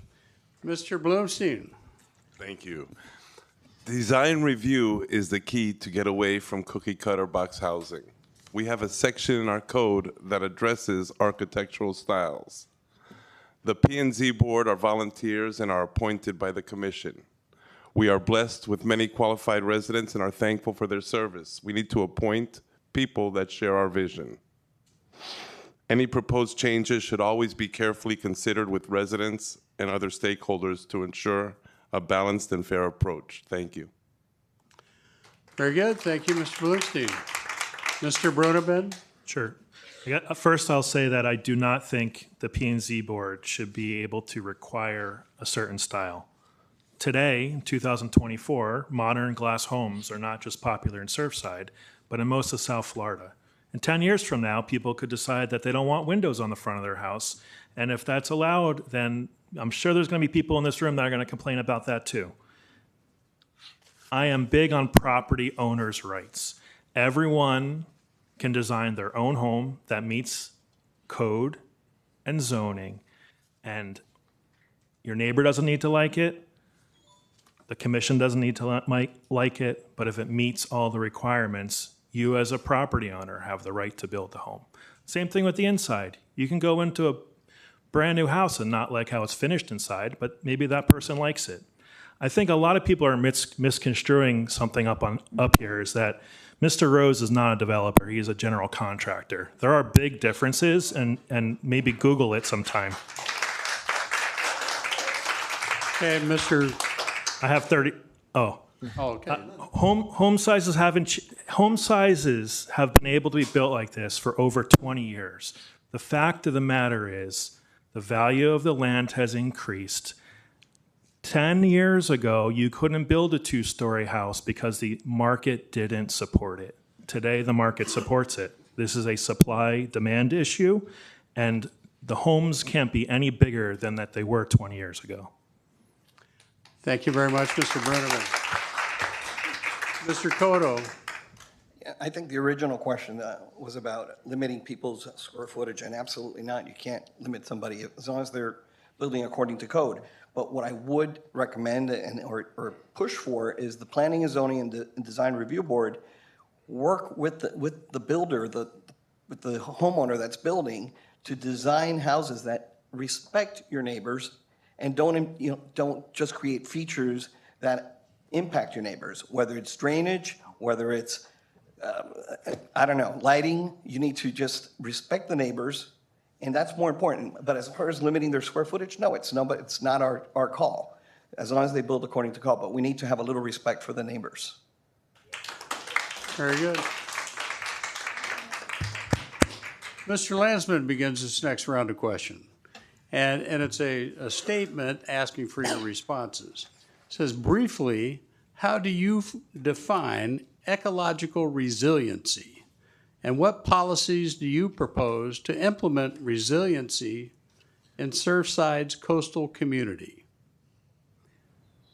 It's a little bit general, but I mean, 90 seconds. It's 90 seconds. This is quite esoteric. Your thesis statement in 90 seconds. Yes. Our community is geographically between the bay and the ocean, in very close proximity. We have responsibilities, certainly, to ensure resiliency, to ensure our dune system is extremely important to us along the beach, of course. Every project that is approved has requirements to improve the dune that's in front of their condominium building. We've encouraged, as part of P&Z, now part of the commission, street trees for all of our communities, all of our buildings all of our new houses that are built in our town. Street trees, appropriate, then also Florida-friendly vegetation and shrubs to make sure that, again, we have species of plants that are important and allowed and thrive in Florida.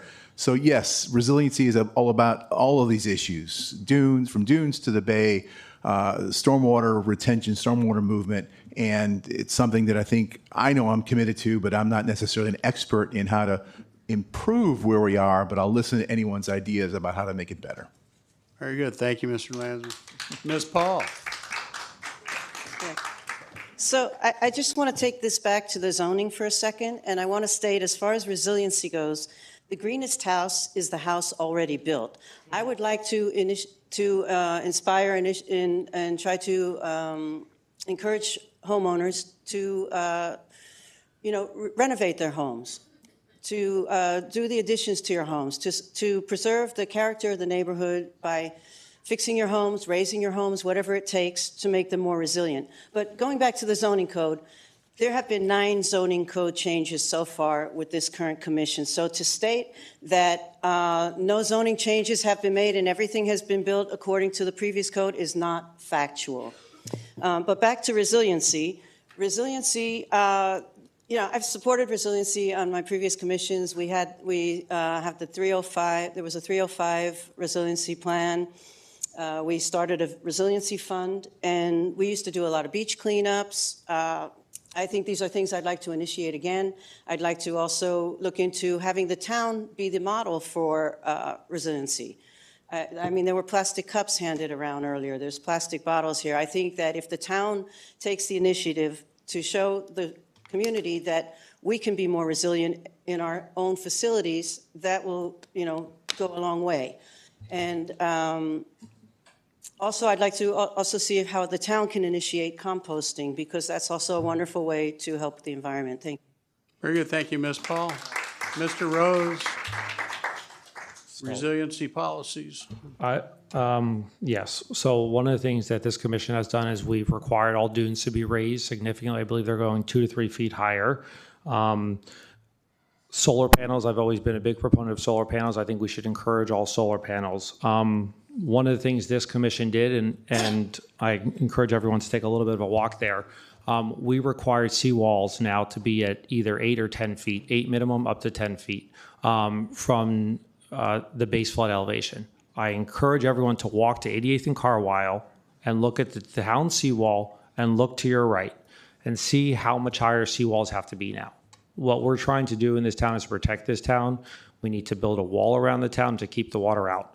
We also have a water that's coming up from the bottom. So I would love to have seen a way to have rainwater be collected, but the problem is Dade County doesn't let you put the tanks underground, because once you hit 2 feet, you're already at the water table. So it's resiliency, it's understories, it's solar panels, it's it's raising the seawalls. If we want to be here for long term, we need to build for resiliency, and I think that's a part of it. Thank you. Great, thank you, Mr. Rose. Ms. Velasquez. I think in terms of ecological resiliency, I think the question is more towards vegetation, resiliency with our dunes, which I agree we have required new development to raise the dunes, which creates a barrier for stormwater surge, sea level surge. In terms of vegetation, I completely support even putting more roundabouts with more trees, beautifying our town, and at the same time, it collects extra water that comes from a large storm. Rainstorms. Kind of got stuck on this one. I'm not too with resiliency, so I'm sorry about this question, but I think there's several things that we can do. Also, like mentioned earlier, regarding the sea walls, and that's it. Thank you. Very good. Thank you, Ms. Velasquez. Mr. Vildastigi. Thank you. So when people talk about resiliency, there's really two separate sets of concerns that have to be addressed separately. One is mitigation of harm from sea level rise, and many of the answers have spoken to that, things like raising seawalls. But the other part of ecological resiliency that also needs attention is addressing the root causes of the ecological crisis that we face. And that is something that the current administration has been terrible about. I was interviewed by the reporter from the Biscayne Times, and there's an article where you can read about this. I was saying that one of the distinguishing features of the current commission has been their absolute hostility toward any sort of environmental regulation. They repealed a ban on gas leaf blowers that was instituted during the Deitch administration, which made Surfside one of the national leaders in keeping the air clean and in fighting climate change. They got rid of that. There's been a full-out war eliminating the sustainability position from the Planning and Zoning Board. It's been a very difficult 2 years from the environmental side. I would like to bring these issues back into the conversation.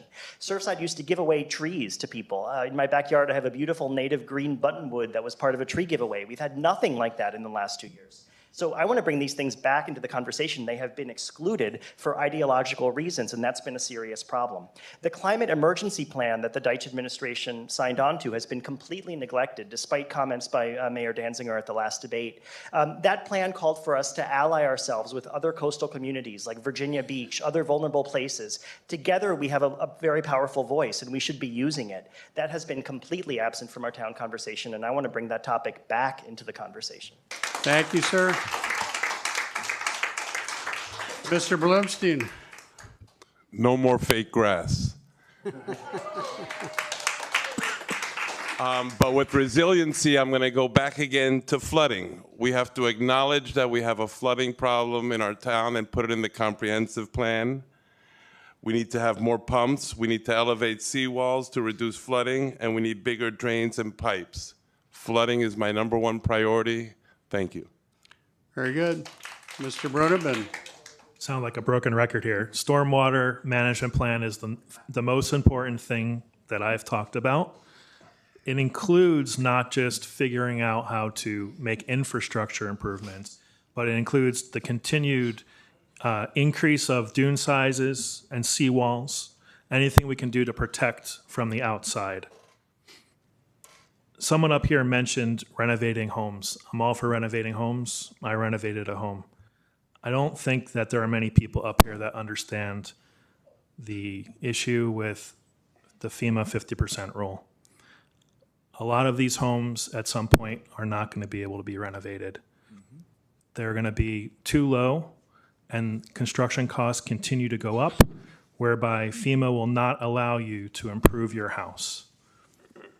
That's hence the 50% rule. You can only spend 50% on your construction based on the appraised value of the home, not including the land. So while I am for renovating homes, I think the reality is as we go forward, as Surfside moves forward, which is something we need to do, we need to realize that some of these homes will not be able to be saved. Okay, Mr. Bruneman. Mr. Cotto. There's a lot of good ideas up here as far as, protecting the environment and so forth. I think the beach cleanups can be a great family fun day. Instead of having all these family fun days, let's turn that into a family fun day. Let's bring the experts that really know what we can do with this size of a town on our beach, in our neighborhoods. Bring the experts in. Let's see what are the best ideas they can put forward. Let's educate the kids and teach them what are the things that we can do to make everything sustainable. And I think that's what we need to focus on, because all the other ideas we heard up here, sure, they're great. But yeah, I think education is a big part of the issue. Very good. Mr. Forbes. You stole my number one. What? I copied you. Okay. Going last is pretty much 10 people up here giving great ideas. The beach cleanup, the composting, the raising of the dunes that the commissions have done a great job mandating that has been done. The biggest thing would be the seawalls. I'm building a house myself, and I have a 10-foot seawall. And when you look down 88th Street and you see it, you see the difference of who's going to be in good shape and who's not going to be in good shape when that time comes. The raising of the seawalls will be big when it comes to all these new homes that everyone's talking about, or renovating existing homes, whatever you feel like that you want to do when your time is there. So the electric leaf blowers, I like that idea. There is no reason we should have gas leaf blowers today. There is absolutely no reason for that. Electric leaf blowers should be mandatory in this town and all towns surrounding this area. So I'm not going to be able to add much that everyone else didn't already add over the last 10 minutes. So that's it. Thanks. Very good, very good.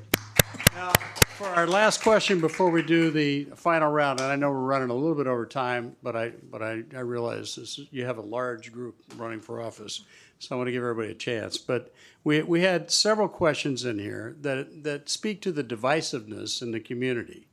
I mean, there's talk in here about, what are your current activities that demonstrate your engagement with diverse members of the Surfside and Greater Miami area community.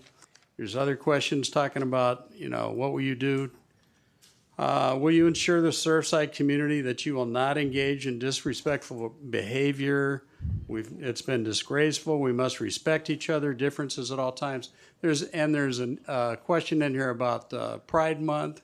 There's a lot of issues here speaking to divisiveness in the community. And I just want to take a little bit of liberty here as your moderator. I had the opportunity at one time to serve on the Community Relations Board for Miami-Dade County. And I know other communities have replicated what has been a 50-year success story for Miami-Dade County, having a Community Relations Board, which came into being after the McDuffie riots. And it's always available to resolve different issues that come up in the community, where you have different issues, different ethnic groups, religious groups. They're represented on the Community Relations Board to resolve matters for the community. And my question I would just like to ask all of you to respond to is, would you consider the creation of a Community Relations Board for the town of Surfside, or to engage with the Community Relations Board of Miami-Dade County to heal this community and bring you all together? And I begin that question with Ms. Paul. Okay. Well, thank you, Dr. Murphy, for that excellent recommendation. I had not heard of the Community Relations Board, and I would fully support that. I would like to implement that, because the divisiveness in the community, to me, is a major issue that we've had. It's never been this bad. That's what I've been hearing on the campaign trail. I speak to residents who have been here, anywhere from 5 years to 50 years, and they have never seen it like it is in these past 2 years. And it's really sad, because Surfside is a beautiful community. I grew up here. We're diverse, we're accepting, we're inclusive, and something has happened with this current commission where they've shut people out, they've silenced residents who come here to voice their opinions. And there's also been accusations against residents who try to take action on things they disagree with. And, residents have been, I speak about that in my closing a little bit, but, thank you for this opportunity to speak about it now, because, residents have been labeled anti-Semitic by their neighbors. This is wrong, and this is not who we are as a town. So I want to change that. That is a #1 priority for me, aside from the infrastructure issues we have. Thank you. Thank you, Ms. Paul. Mr. Rose. Yes. So, first of all, I'm going to touch on a few things. So, I supported Pride Month as an elected official now, and I attended the first one with my family, and I was the moderator for the second one.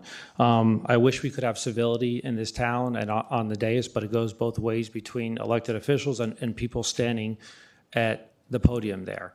It's unfortunate that one of the people running has stated that they will stop serving kosher food at the events. That is the definition of divisiveness and is disgusting.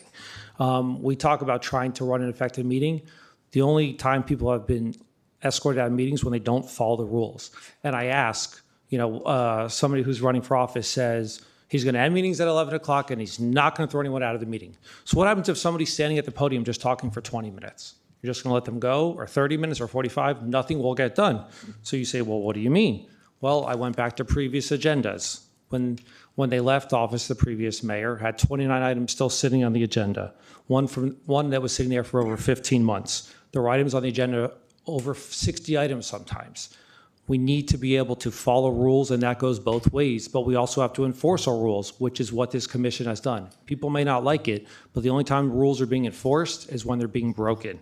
And we do need, that was a great idea that you had. There needs to be some sort of bringing everyone together. And hopefully after this election, and I'm reelected, I will still listen to all of the people that have criticized me, which I've done before. The people that don't have signs in their lawn, they have the opponents are still calling me, asking me for advice. I have no problem reaching out to anyone, and I always appreciate them calling me. Thank you very much, Mr. Rose. Ms. Velasquez, on the issue of the community relations board concept. Let's just wait till everybody stops clapping. The divisiveness has started from this commission. Constantly silence, that is so disrespectful. It is actually his family who's being disrespectful, as we can clearly see where it comes from.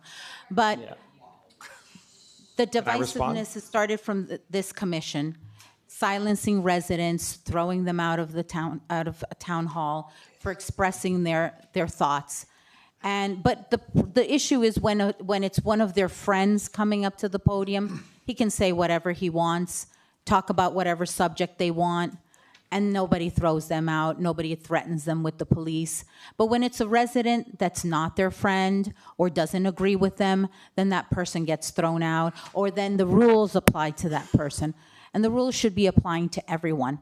And there's many instances, even during my first term, the mayor came up here and nearly knocked out the person that was speaking, which was our town attorney, to come here and insult one of our commissioners. But that was okay. So that's just, all this starts from here. And the example comes from here. And uniting our community is what we need to be doing. Because we're a diverse community where there's different religions, different cultures, and that's what we should be embracing. And coming here and spewing hatred all the time is just not right. Thank you, Ms. Phillips. That's fine. I didn't address anybody by name.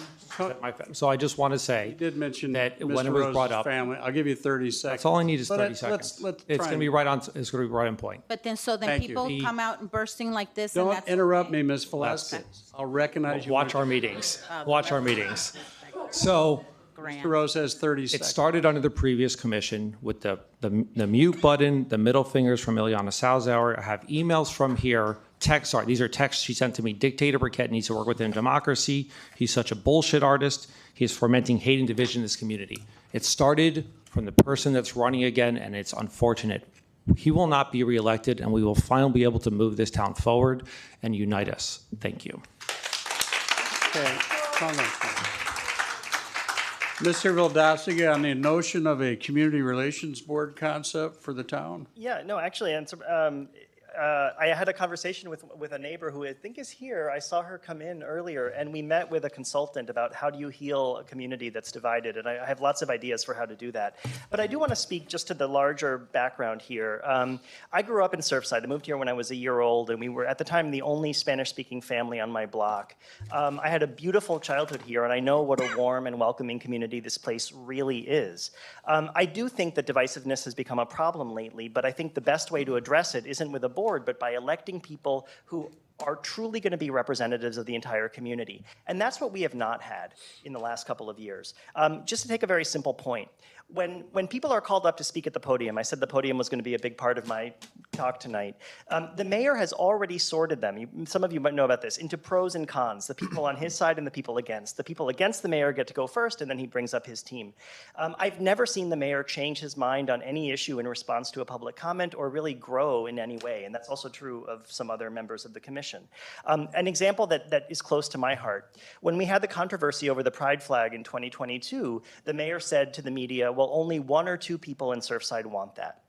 And I said as a gay man at the podium, you don't realize this kind of bullying really hurts gay youth to feel that they're in a small, small, small minority. A few months later, he came back when we were talking about Pride Month, and he said only 0.001% of the population would go to a Pride event. That's 1 in 100,000 people. There was no growth, no learning, no attempt to connect with a community that wasn't his own. That's been the tenor of this commission, and that's what I hope will change. I would represent everybody in this town, and I really mean that. Thank you, Mr. Valdosity. Mr. Bloomstein, please. Dr. Murphy, you don't want to move to Surfside? I love this town. I think community relations board is a great idea, and I fully support it. As we said, another issue facing our community is respect for one another. We have lost the ability to communicate without denigrating an opposing viewpoint. I will fix this by speaking up if I hear a colleague treat a resident or colleague wrongly. I will make sure that everyone is heard, whether for or against an item. When you come to speak with me about an issue at a public meeting or on the streets of Surfside, I will reach out to the residents proactively, including attending local condo association meetings. I will conduct commission meetings to ensure every resident's opinion is heard and considered in a dignified way. I will respect each resident and colleague. I will demonstrate compassion, and I will advocate for unity, inclusion, tolerance, and respect for all our residents. Thank you. Thank you, Mr. Bloomstein. Mr. Brunabin. First, I support a community relations board. I spent many nights meeting with community boards all over New York City. It's a great place to get input from the general community, understand their wants, needs, and report back to the commission and or other politicians. Second, I really want to say that this is the only person up here running independent. I tried to. Unfortunately, the other side attacked me before I was even able to speak publicly. I've never met with any of the Burkett ticket. No one has reached out to speak with me even before they attacked me for meeting a resident at the mayoral debate that I had never met before. Apparently, I was making deals with developers before I even got to speak. I support Pride Month, and if anyone knows me, we are a diverse household. So it's not just pride, but also diversity that I think is important to this community. With all due respect, people are talking about the current commission kicking people out. We have a few agitators in our community that come up and spit, no matter what they want, no matter what the topic is. And I think Jerry, who oftentimes doesn't agree with the commission, is able to go up there, communicate. Jerry's never been kicked out because he speaks properly. He brings his point up to the commission. They may agree, they may not agree, but he's not an agitator. I don't believe agitators should be given time to agitate when we have real town business to accomplish. Okay. Thank you, Mr. Time was up. Dr. Murphy? Mr. Cotto? Oh, Jared. He goes by Jerry also. Gerardo Vildostigi, but Sorry, I've met him as no, Jerry. but afterwards, yeah. We have a common friend. Yeah. So I do want to say, just for the record, and I appreciate the kind word. I have been silenced on multiple occasions for real technicalities that, including at the April 2023 meeting when I was raising the question of why we were giving a favor to the Mac developer worth possibly hundreds of millions of dollars and asking, whether the mayor had, would show his receipts for the trip to meet that developer. I was forced to stop speaking during that meeting on the technicality that it wasn't related to the item, but of course, it was related to the item. And so this kind of thing has happened to me quite a lot. I've been silenced, interrupted, and shut down many times, even though I think my speech is always respectful and always on point, and that is part of the problem. So I do appreciate the compliment, but I want to clear the record. Very good, very good. Mr. Cotto. As far as joining another board, I don't think so. But, oh. Hello? There.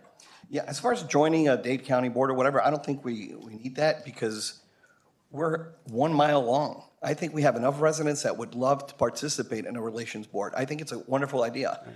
In 34 years that I've lived here, I have never seen this kind of divisiveness.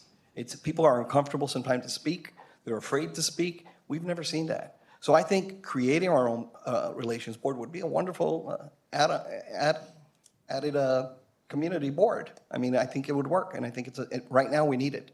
We can use it. Thank you. All right, Mr. Forbes. I think a community relations board is a great idea.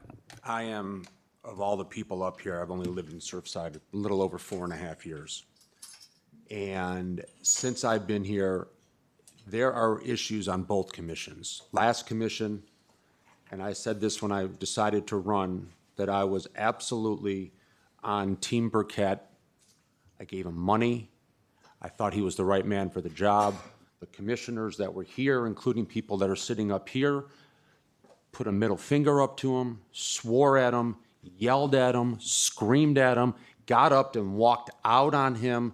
And I'd never seen anything like that just moving down here. Never seen anything like that. This commission, if the commissioners don't agree with the current mayor, they get up and leave in the middle of the meeting, and they don't come back. It's happened 6 times in 2 years where a commissioner who is running for re-election gets up, takes her bags, and leaves because she's not getting her way. That is not a good thing. Is there divisiveness? Yes.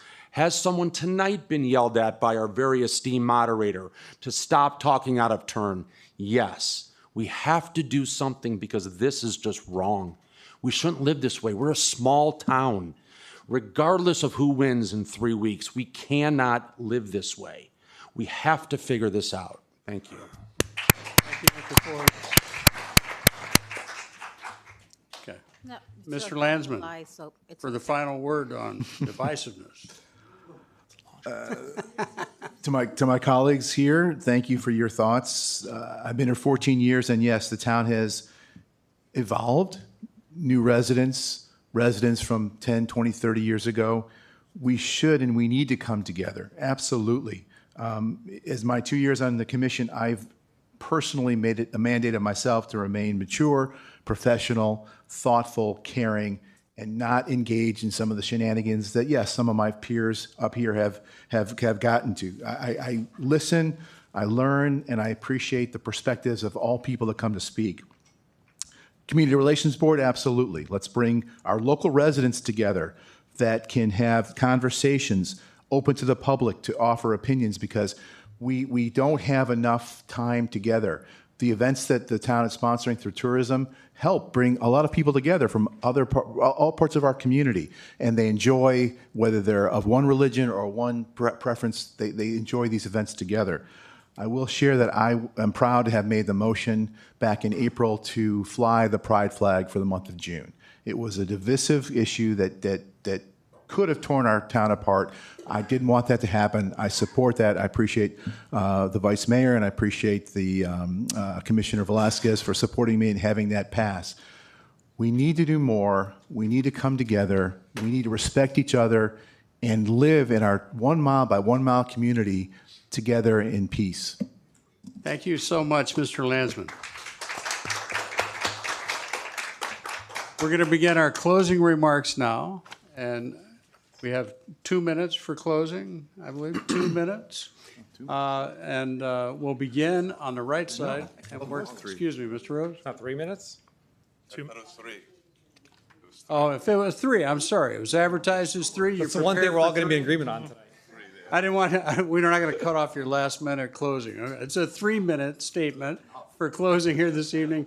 And we'll begin on the other side of the dais with Mr. Vildastegui. Okay, thanks. So my name is Gerardo Vildastegui. In my life outside of this chambers, I've been a law professor and I'm currently a teacher and tutor. And one of the things that really a teacher always has to do when you meet a student, when you work with a student, is to really see the best in them. And you have to really believe in that so that you can make the student the better or best version of themselves.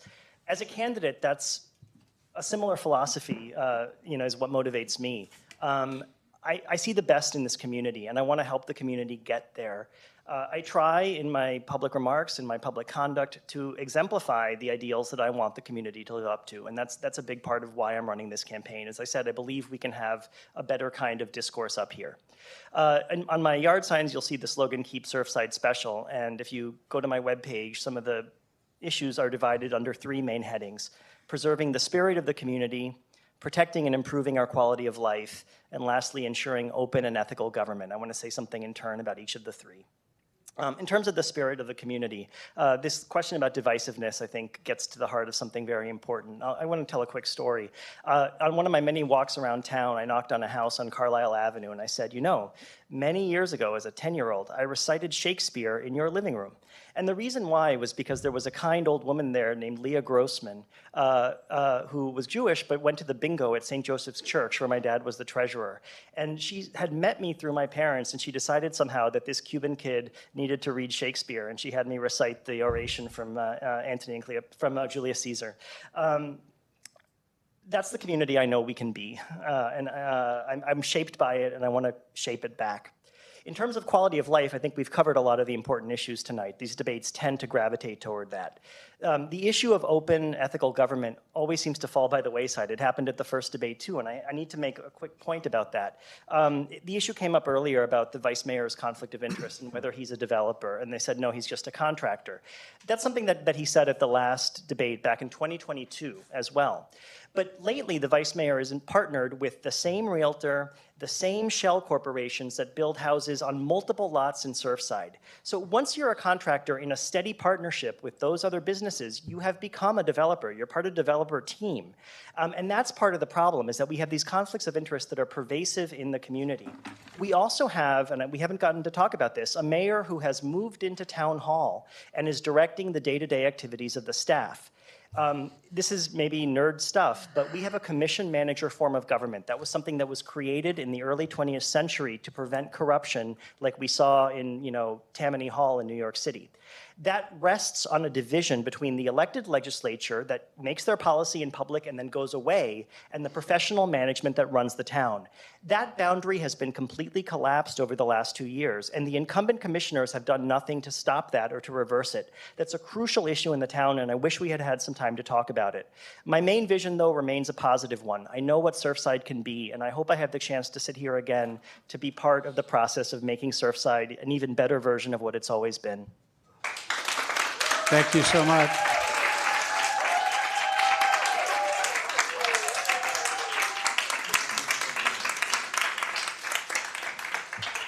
Mr. Vildastegui, you made a specific reference to Mr. Rose. I'm going to afford him 30. He knew I was going to have a rebuttal, too. 30 seconds. He's a smart guy. Don't deny to that. respond.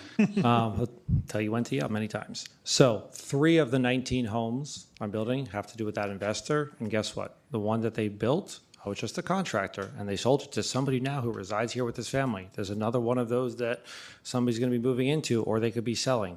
The people that 90% that I'm building for are all end users, and then the one that they built, somebody's now an end user living in this town because people want to live here. It's desirable, and I'd be more than happy to build for any of them, whether they want to sell it or live here for themselves. Surfside's a desirable place, and I'll build for anyone that wants to contribute and be a part of this town. Okay, thank you. Ms. Velasquez, for your closing statement, you are recognized. Thank you. Well, first, before I read my closing statement, I'd like to make a comment to residents that are here and listening at home. You can clearly see where all the hatred and disrespect and division comes from in the group of people that are sitting here. So with that said, I'm going on to read my statement. As I come before you seeking re-election to the commission, I want to express my deep gratitude for the trust and support you have placed in me thus far. Serving as your representative has been both an honor and a privilege, and I am committed to continuing to work tirelessly on behalf of our community. Throughout my time in office, I have dedicated myself to listening to the voices of our residents, understanding your concerns, and advocating passionately for the issues that matter most to you. Whether it's improving our infrastructure, enhancing public service, or fostering economic growth, I have always strived to make decisions that will benefit our community both now and in the future. My greatest motivation is to complete the vital infrastructure projects that we initiated for everyone's benefit for today and generations to come. But my work isn't far from done. There are still challenges to overcome and opportunities to seize, and I am ready to roll up my sleeves and get to work. I pledge to continue being accessible and responsive to your needs, to collaborate with fellow commissioners and community stakeholders, and to always prioritize the well-being and prosperity of our town. Together we have achieved much, but together we can achieve even more. With your support, I am confident that we can continue to build a stronger, united, and more vibrant community for generations to come.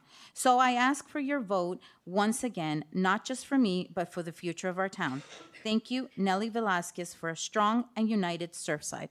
And again, Thank you so much. but do I still have time?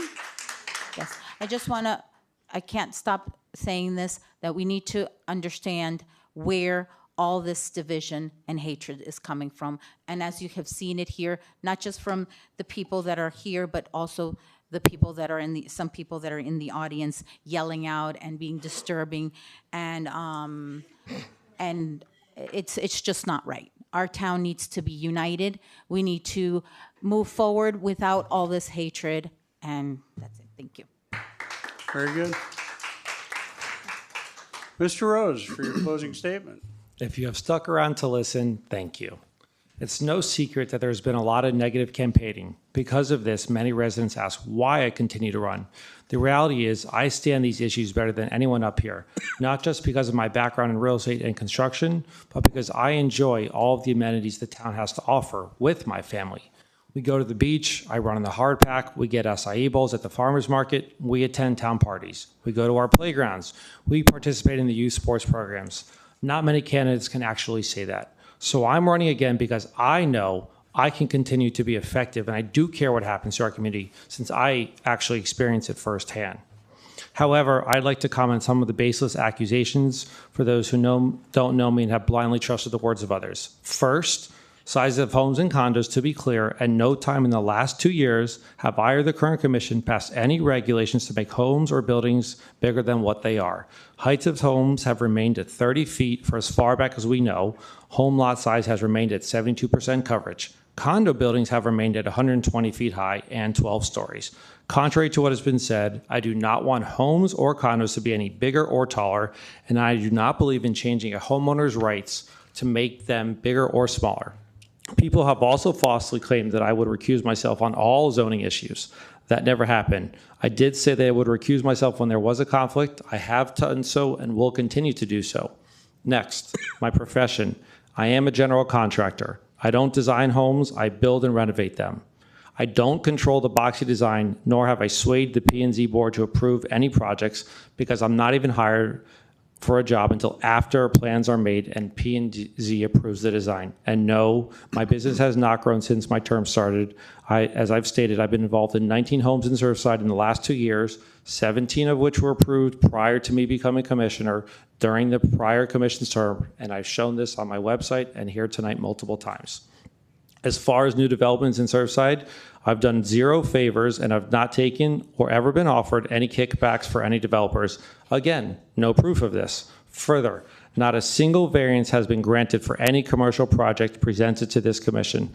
All were by right projects, no variances given.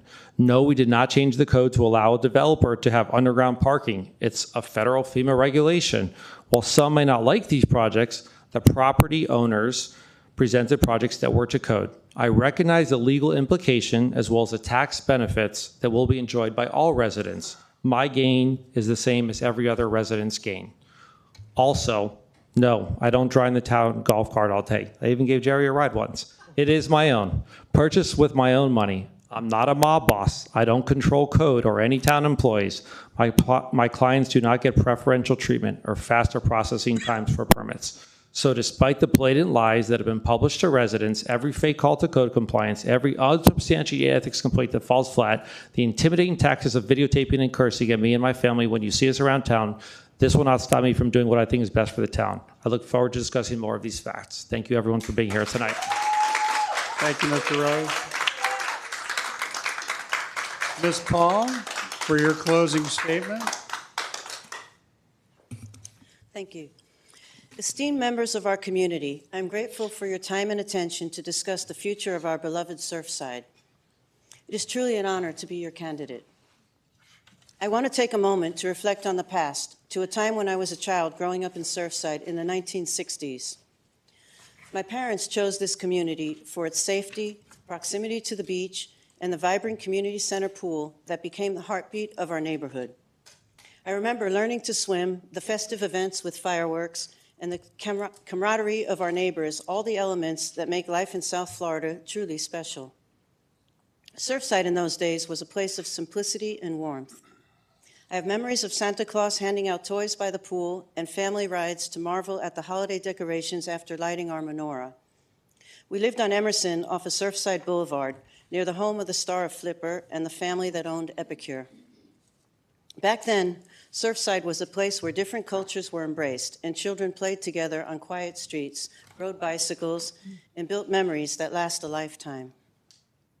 I recall my upbringing, the synagogue we walked to every Saturday, and the close-knit community that shaped who I am today.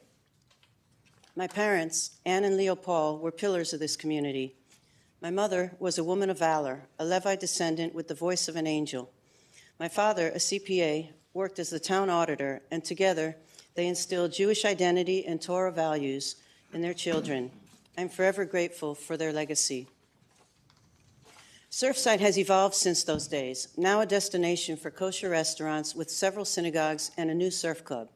It has become a testament to the inclusivity that defines our neighborhood. When I lived and worked in New York City, I always knew I had a home in Surfside. I returned to be with my parents in their final years and decided to run for office, driven by a profound love for the community they cherished, a community now mine to protect and nurture. As we consider our future, we acknowledge the real issues that demand our attention. My experience and understanding of neighborhood issues, especially the challenges faced by condominium buildings, uniquely position me to contribute to our community's growth. I must address the divisiveness that has surfaced and the dangerous labeling of neighbors as anti-Semitic. This false narrative goes against the very principles we hold dear. As written in the Ten Commandments, thou shalt not bear false witness against thy neighbor. We must rise above such divisions with words of wisdom from the Lubavitcher Rebbe. To be kind is more important than to be right. What people need is not a brilliant mind that speaks, but a special heart that listens. Please vote for authentic, compassionate leadership. Together we can shape the future of Surfside to one that honors our shared history, embraces our diversity, and addresses the challenges we face as a united community. Elect me, Tina Paul, to serve as your commissioner to ensure that Surfside continues to thrive as a place we all proudly call home. Thank you for your support. Thank you, Ms. Paul. Mr. Landsman is recognized for his closing statement. Thank you once again to the League of Women Voters and Dr. Murphy, and thank you to our entire town staff and all of our residents of Surfside. This, as predicted, has been a spirited and hopefully informative forum. Let me once again share with you my priorities: public safety, listening and truly respecting our entire community, respect and support for town employees and administration, responsible growth and evolution while incorporating the history and uniqueness of Surfside, ensuring our residents, visitors, and businesses have options and choices. I sincerely feel that I have helped our town navigate many challenging issues over the past 2 years. Once again, I humbly ask for your vote.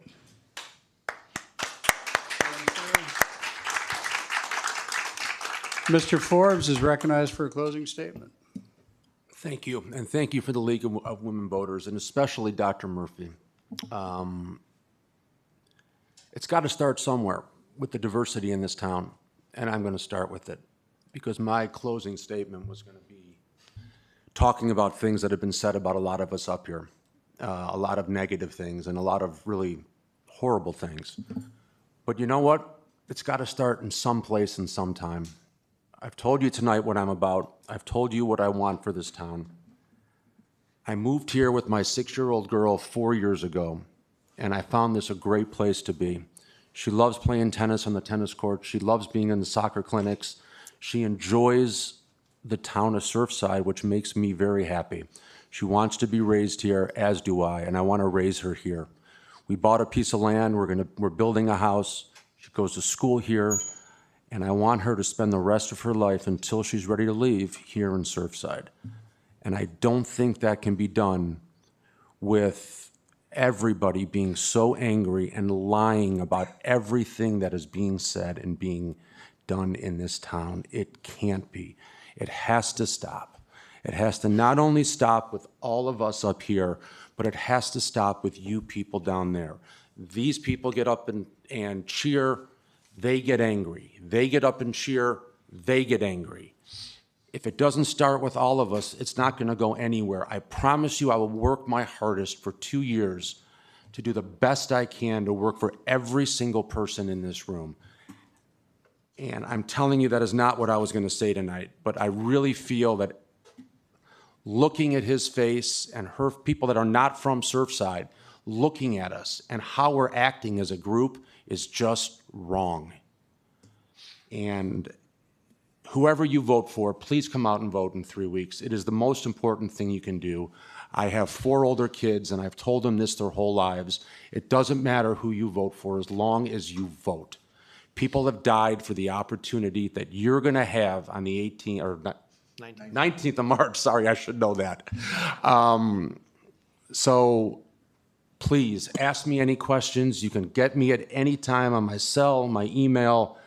It is not a group of 5 against a group of 5. We are all residents of Surfside. We all want the best for this town. And I'm really surprised I said that, but thank you all for coming tonight. It's a start.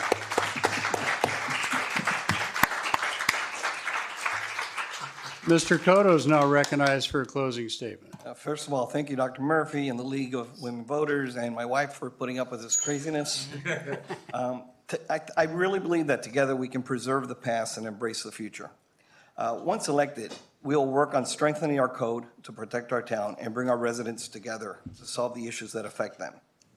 Residents come first, and it's all about public service, not personal gain. Let's finish the projects that directly affect our residents. Stop catering to developers or builders. Bottom line, we need to restore trust in our government. I'm very proud of the group that I'm running alongside with. We are a very diverse group, but have very similar vision for our town. And again, it's all about public service and not personal gain. And I'm going to do this again. Para mis amigos de habla hispana, estas elecciones de marzo 19 van a definir la dirección de nuestro pueblo. De Surfside. Les pido su apoyo y su voto para corregir la dirección que esta administración nos está llevando. Salgamos a las urnas y demostrémosle que Surfside no está a la venta. Gracias. Very good. Mr. Brunabin is now recognized for a closing statement. I want to thank Dr. Murphy, the League of Women Voters, for putting on this debate again tonight. I really hope that people are watching live at home or will watch before March 19th at home. Most of the people in this room have already made up their mind, and the important aspect of this race is to get the people that haven't gotten the information yet. I want to remind people of why I'm running for commission. I believe that I can offer the town valuable skill sets and experiences to help move this town forward on some very important issues. We've talked a lot about stormwater management tonight, and I still believe it's our town's, it's the most important item in our town for the long-term viability. I'm also glad that we actually spoke a little bit tonight about parking and the commercial district. At the last debate, those two items were not discussed, and I feel that a small urban town like ours, the town, not the homes, but the town is crucial to the viability of our community. Improving walkability and pedestrian access, both in the residential area and in the town, is very important to keep Surfside an attractive destination and a safe place for families.